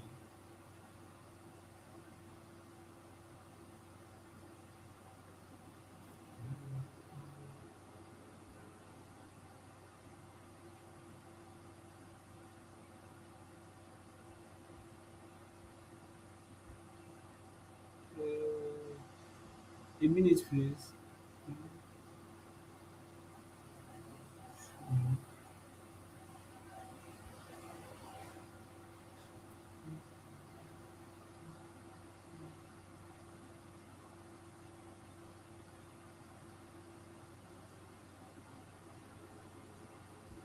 Okay. Good day, everyone. My name is Abayomi Abiodun, and I'm Microsoft's most valuable professional. So tonight I will be talking about.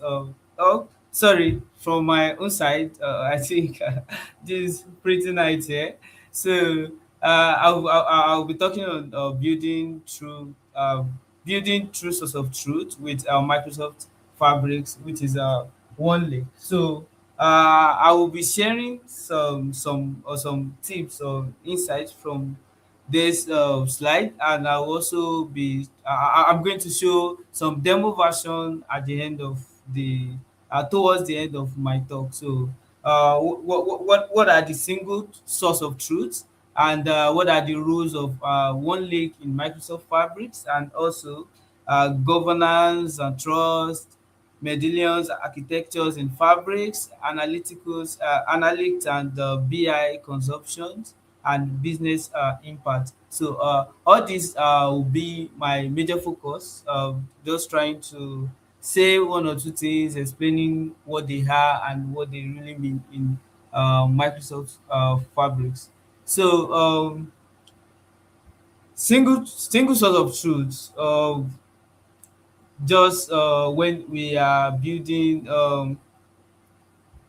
Microsoft Fabrics. Let me show. I think I've opened it here. Or let me see.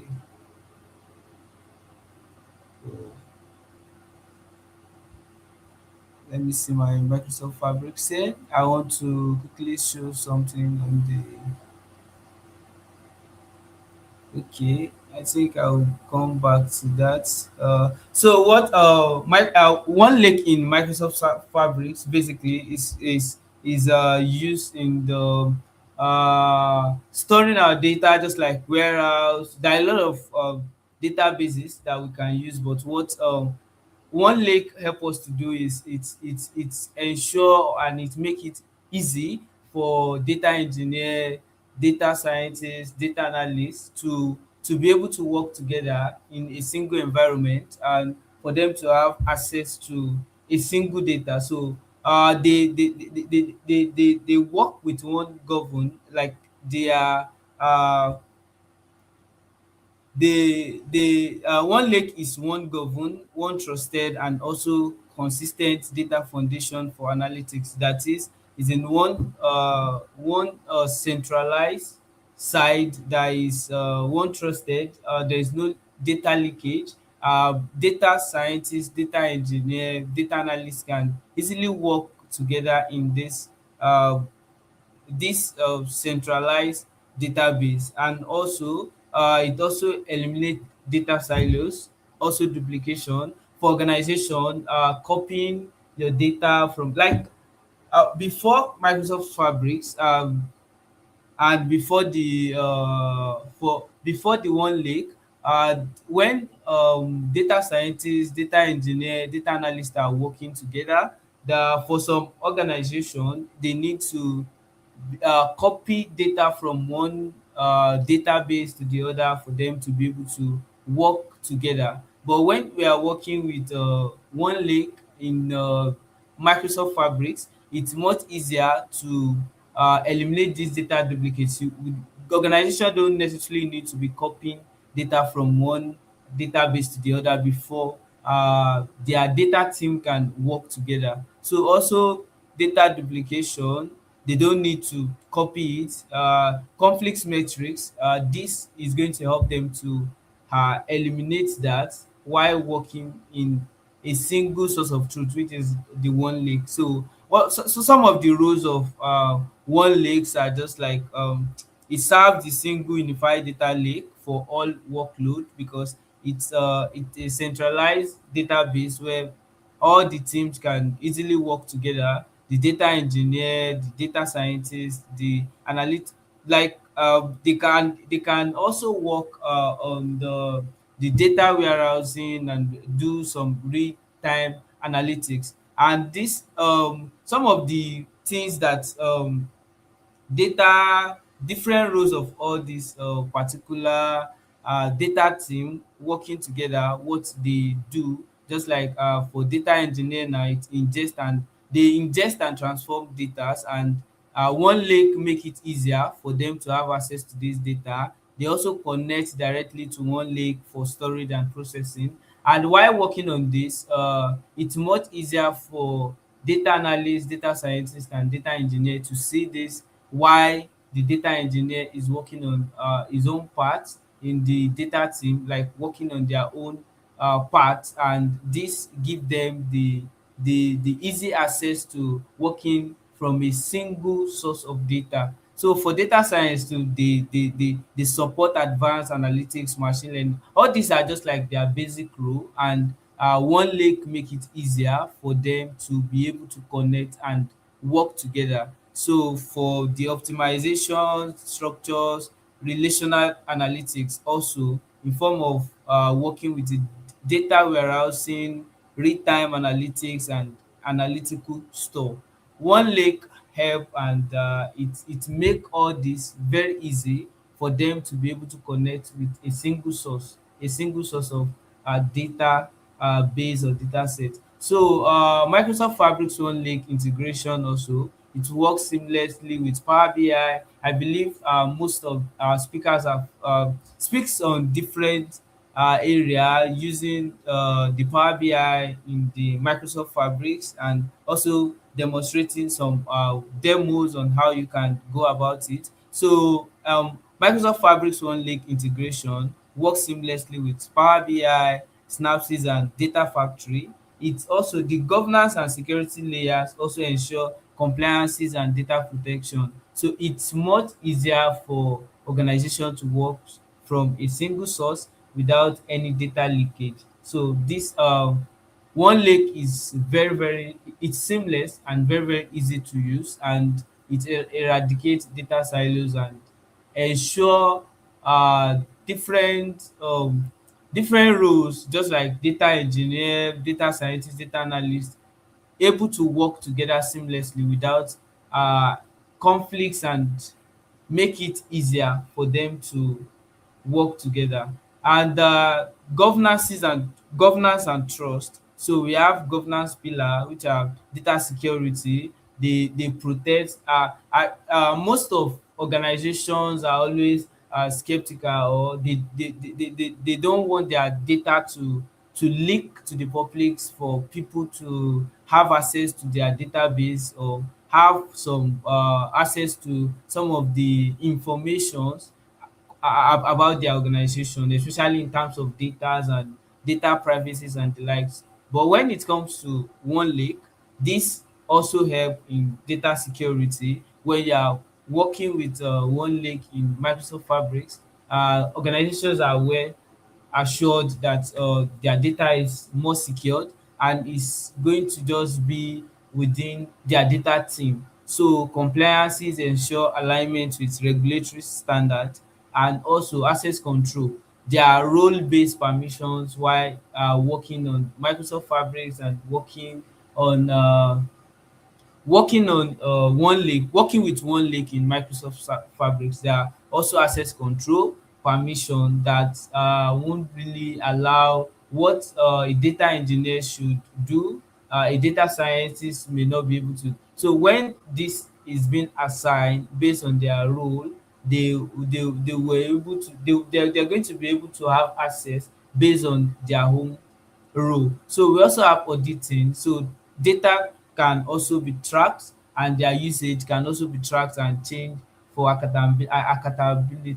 accountability. So in while working on One Lake in Microsoft Fabrics, uh, usage can easily be tracked. So, and this will make the data team to be accountable for their actions on the while working with the One Lake. So we also have trust pillar like data lineage, transparency, privacy. So this One Lake make all these very seamless and very easy for the data team to be able to work with. And then connected service, just like Power BI, Synapses, and Data Factory. While working with One Lake, all these make easy visuals, analytics, building dashboard. A data analyst or BI developer can easily connect to One Lake to have access to the data, and for a BI developer or data analyst to be able to have access to the data and build dashboard, different kind of dashboard a BI developer want to build. So we also have big data and warehousing, and data movement and transformation. So this One Lake make it easier for all this to be easily performed while working on Microsoft Fabrics. And we also have Medallion architectures in Fabric. So it's also a lakehouse design pattern that structure data into three progressive layers. So while working on them, you see bronze, silver, gold, and what are their purpose, and what are the data characteristics why you are working on this architecture. So you see raw injection, bronze is used for raw injection, while silver is enriched data, and then gold is created data. And these are just like basic characteristics of what can be performed, or their data characteristics. So we use them on filters, semi-structured, or structured data from different source or system can easily be categorized in this, and also we can clean, transform, and join data and business logic to apply. So there are high qualities and analytic ready data for reporting, machine learning as well. And we also have why we use it. So it helps us in simplifying data pipeline and also improve data quality through progressive refinement, and enable governance and trust, because organizations are more interested in the governance part of it, and also having trust in the system. So we also have support multiple workload like Power BI, Synapses, data factories from a single lake house, because one lake is from lake house. So we also have like BI consumptions and how they use them. So their components, one lake, Power BI, Synapses Analytics, data factories, and these are like role in analytics and BI.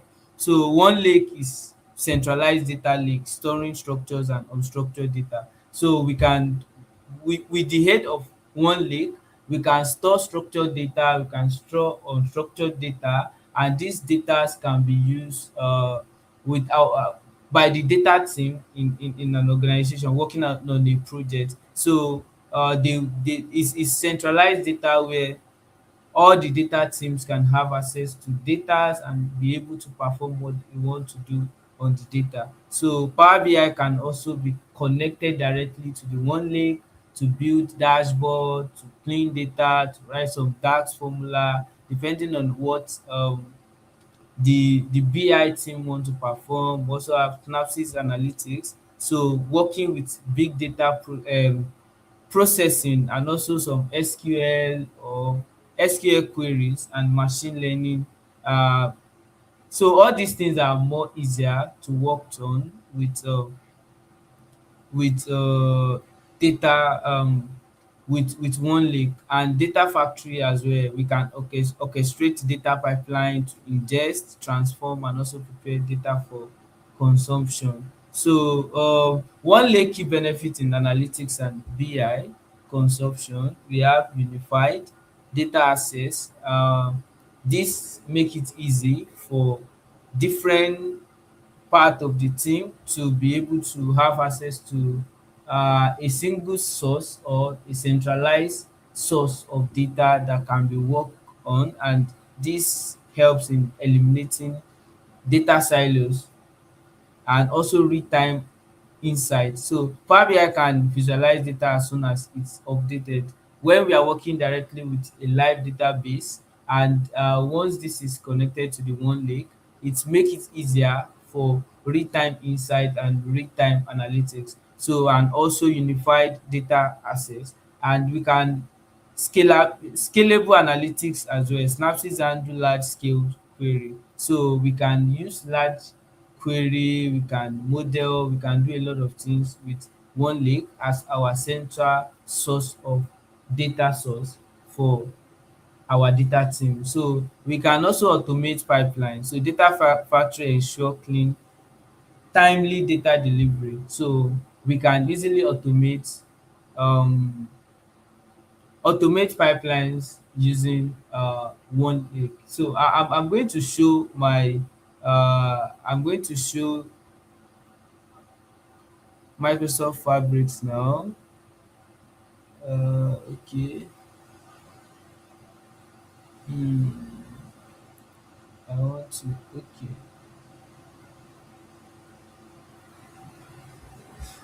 Okay. I quickly want to run this just to show some.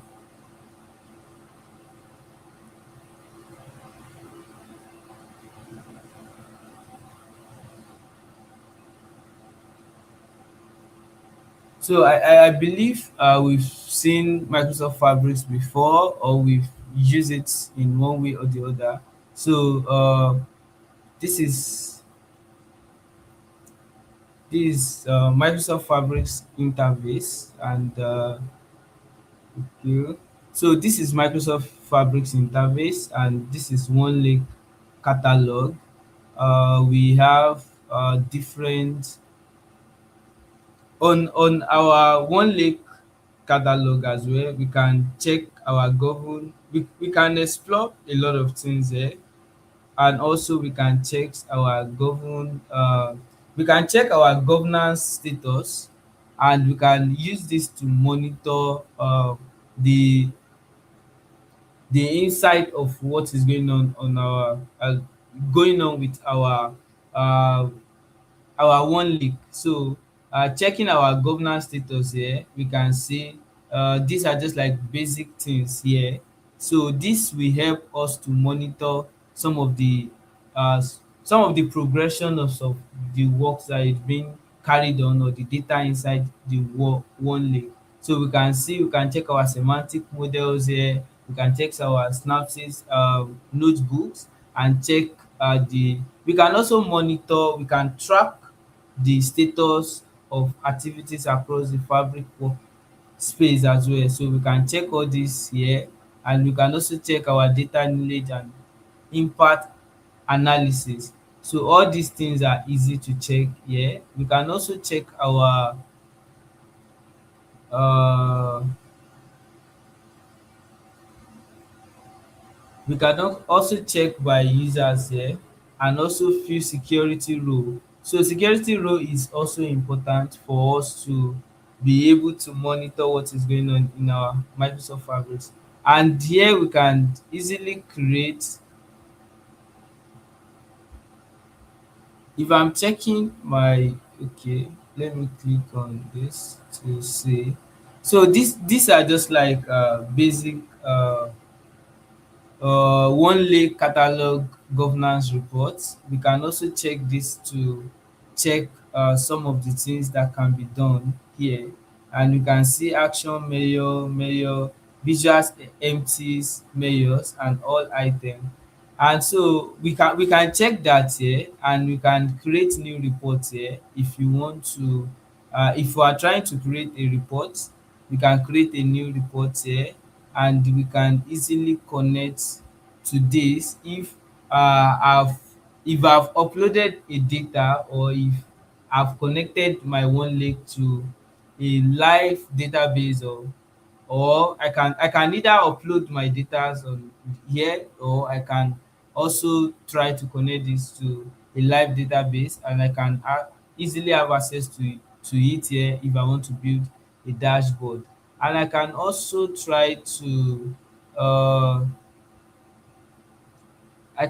try to create a notebook if I want to also create a notebook as a data scientist. If you want to create a notebook to to be able to connect to your data source, and to be able to do some data pre-processing and build a machine learning model. So I want to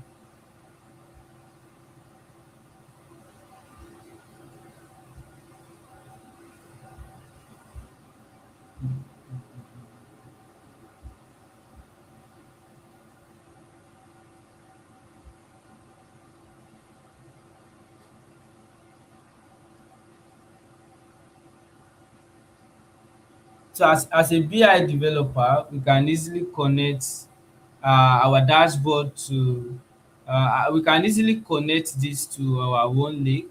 And if we are working as a data scientist, for a data scientist, we can easily do one or two things in this notebook, this a notebook here, and we can do this our data source. We can add data item here through our lake house here. So if I click on that, if I have a data set on my uh I can just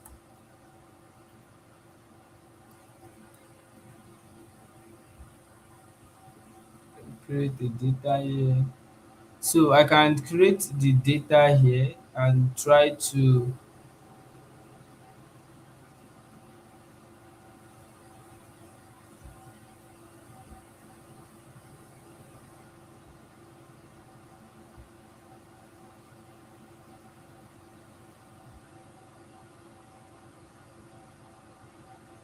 So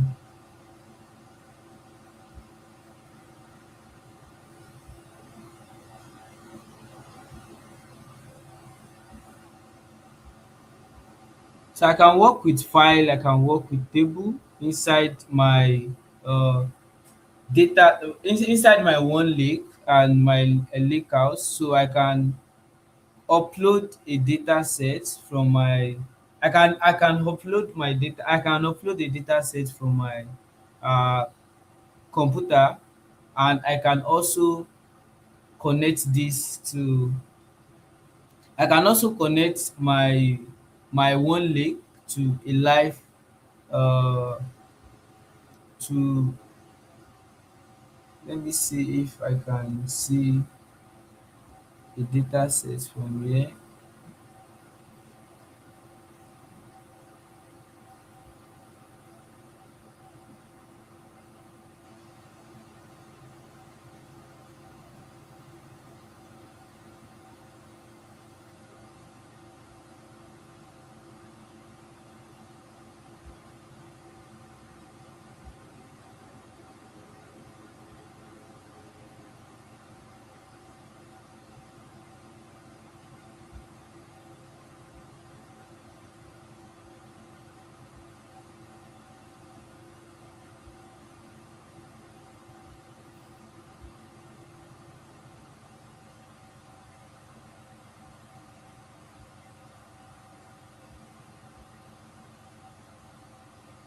So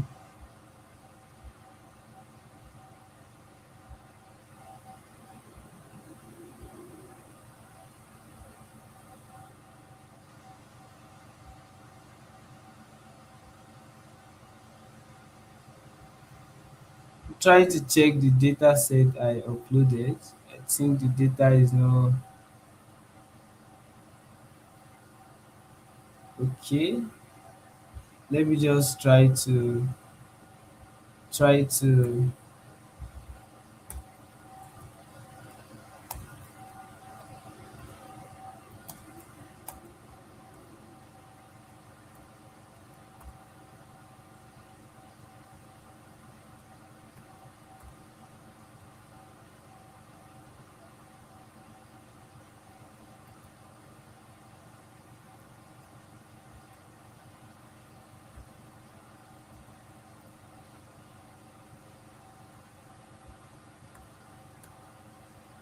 I want to try to get the data here if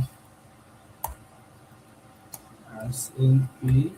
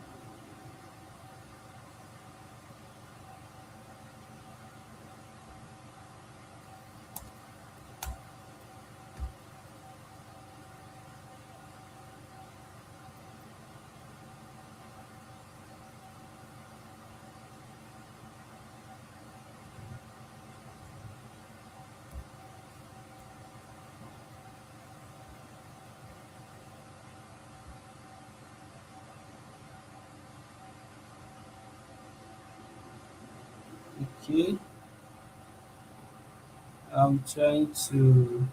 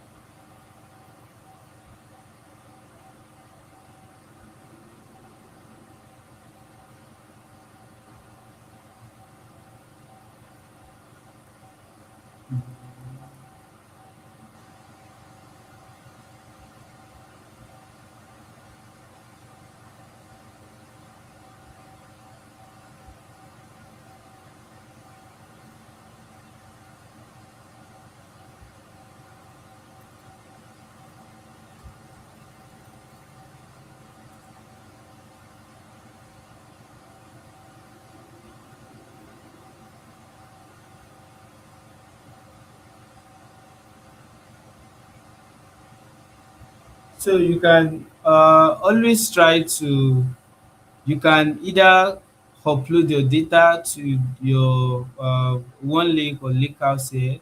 You can upload it, or you can connect your data directly to uh, you can upload it, or you can connect it to a direct source. And once you do that, there will be an access uh, for your data team to be able to work together without copying from one particular database to the other, or from one data source to the other. So once they upload the data, or they connect to a live database, we can always try to work on the data, and you're going to get it across. So we can also try to, depending on the rule, this is just like if the notebook want to be used, we can quickly come to like creating a notebooks, and to be able to do what we want to do. If we want to perform some analysis, data pre-processing, if you want to, do some like implement some machine learning model, we can easily do them on our data. So this data is just here, and we can easily do what we want to do, and we can also connect it to a Power BI if we want to build a dashboard, and we can quickly do that here. So what really matters is, and what the problem that one lake is actually solving, that Microsoft is solving through the one lake, is just the access to a centralized or unified source of data for the data team. And this is helping in eradicating of duplicating of data, or copying data from one particular data source to one another, for the data team to be able to work on it. But with the help of one lake and lake house, we can easily upload our data, or connect it to a live database, and they can all work together and have access to the data, and also ensuring the security aspect of the data not linking apart from those in the organization, or those in the team, depending on the role assigned to individual in accessing the data. Because it also has to do with the role, uh, the kind of data team, or the kind of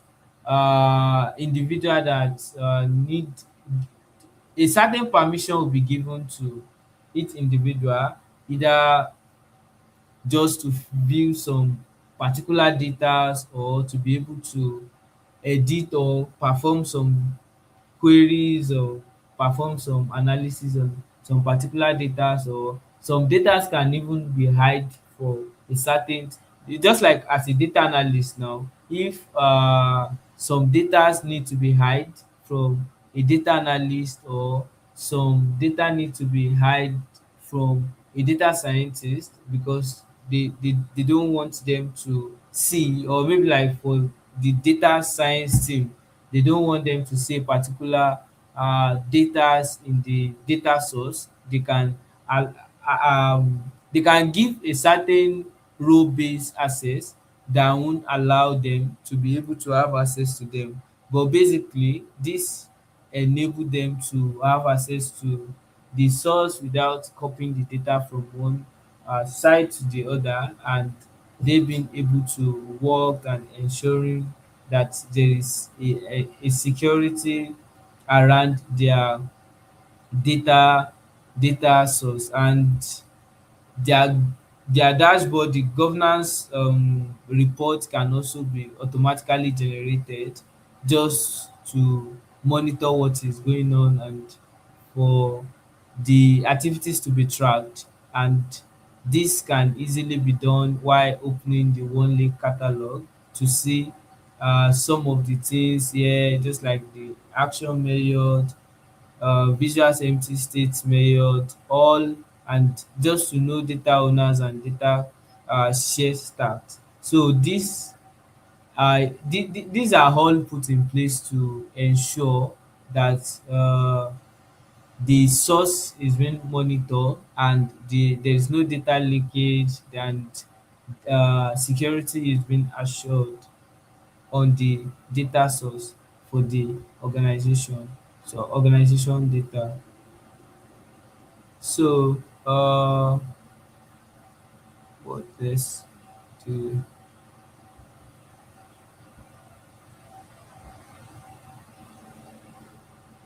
from the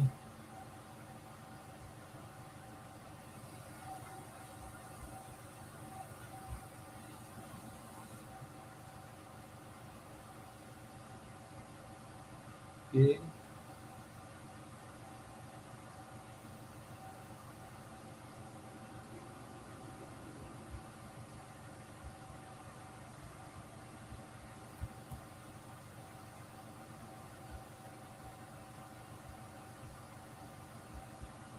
so different analysis can be done while having access to the data.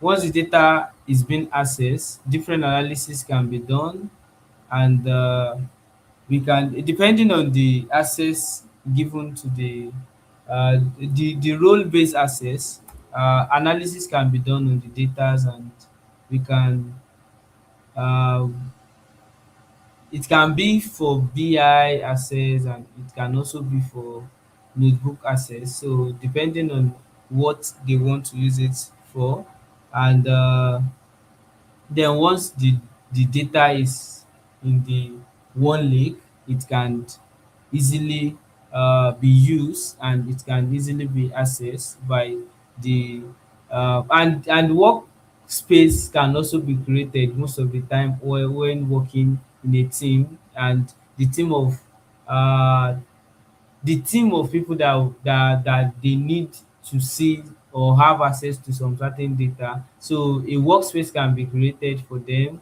where data can be stored in the one lakes and the lake house for them to be able to work together and have access to this particular data. And this is just like a single source of truth, like for them not to be able to look elsewhere to get a certain data or copying from one place to the other. So individual can come there, have access to their own data, have access to the data, and be able to perform their analysis or build ML models or do what they actually want to do on the data. And we have some business impacts on the use of one lake, because it's automatically provisioned with every Microsoft Fabric tenant, so no setup is required. So once you have access to Microsoft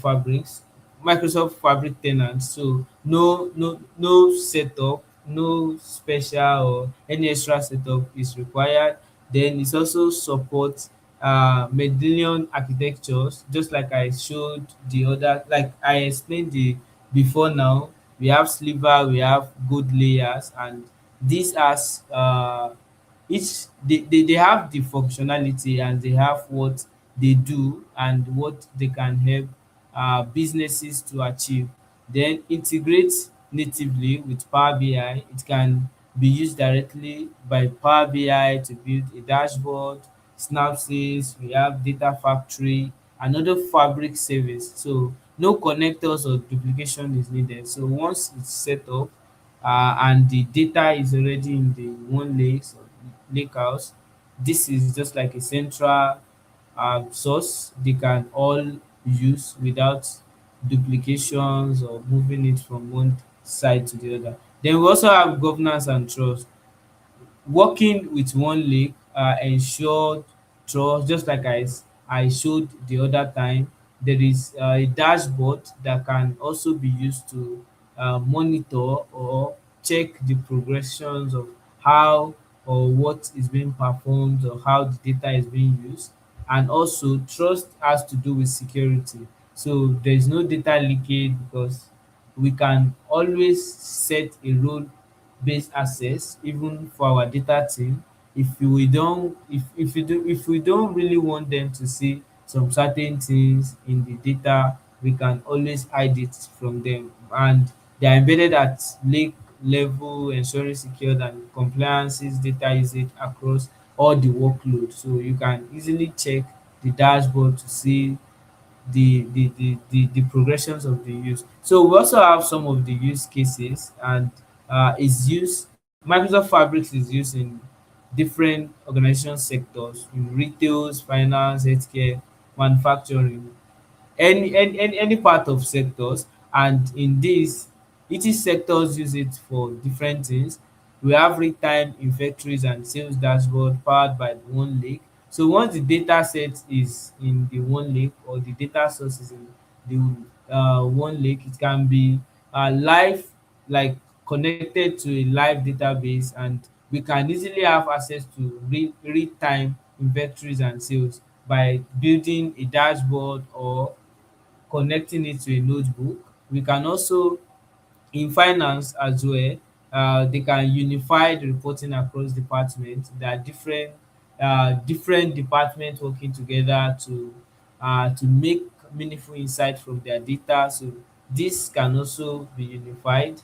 While using the one lake, all the finance team working on this data have access to it, and you can unify it so that there won't be uh, duplicates, or there won't be a mismanage, or just like a part of the team is working on a particular a set of data, and another, so that there won't be a mismanage, or there won't be a misinterpreting of the data. So the data is unified, and they have access to a single source, and all of them can work together by uh, performing their building their dashboard, or connecting it to a notebooks, or doing more than that. So we also have healthcare. Healthcare also centralize patient data with one lake by just connecting their data set or their database to one lake, and this give them a data banks of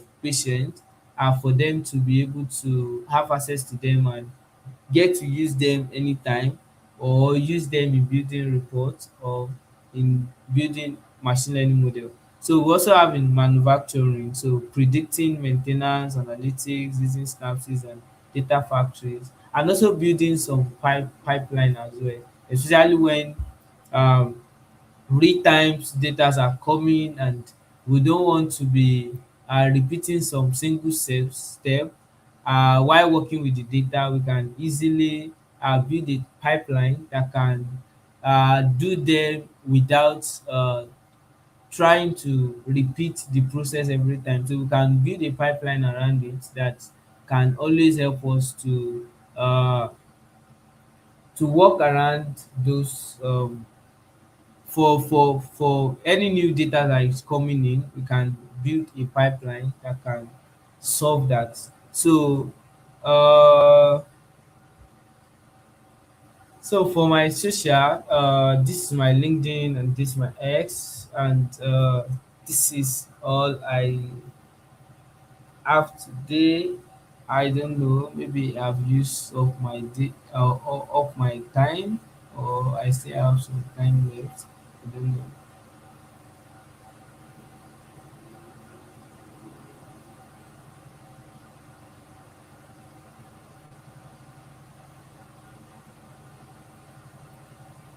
Hello. Yeah. So, this was an important session. So, to summarize that, so how do you decide which data belongs to in an one lake versus and remaining in a source system, and standard source system like a database? So, how you decide this? Okay. Well, anytime you want to use the one lake, you you bring it all depends on where the data is, just like the kind of data you want to use. You have to create, there is a one lake, and there is a lake house in the Microsoft Fabrics. And when you want to use some certain data, you can bring it in, and two of them work similarly. They are not really, their capacity is not that different. You can decide to use one lake or lake house because they are together, and their capacity is similar. Like, there is no really difference between the use of the two. There's no really difference between the use of the two. Okay, so thank you. I think this was an amazing session. I wish you a nice evening, and we see you soon. Bye bye. The Microsoft ecosystem is evolving faster than ever. Copilot, Power Platform, security, modern work, Azure AI, new features every week, new opportunities every day. But learning is scattered. Events are expensive, limited, and difficult to access. That changes now. Welcome to M365 Con, the world's largest online Microsoft 365 convention. 2 powerful weeks, 1 week of workshops, 1 week of free global talks and keynotes. Build your own learning path with expert-led workshops. From Power Platform to security, from Copilot to Azure AI, you choose what matters to you. Then join over 60 free sessions with most valuable professionals, Microsoft trainers, architects, and innovators from around the world. Meet the community, explore the virtual expo, connect with experts, and be part of a global Microsoft experience. Accessible, global, interactive, and designed for every Microsoft 365 professional. M365 Con, your community, your learning path, your Microsoft 365 future.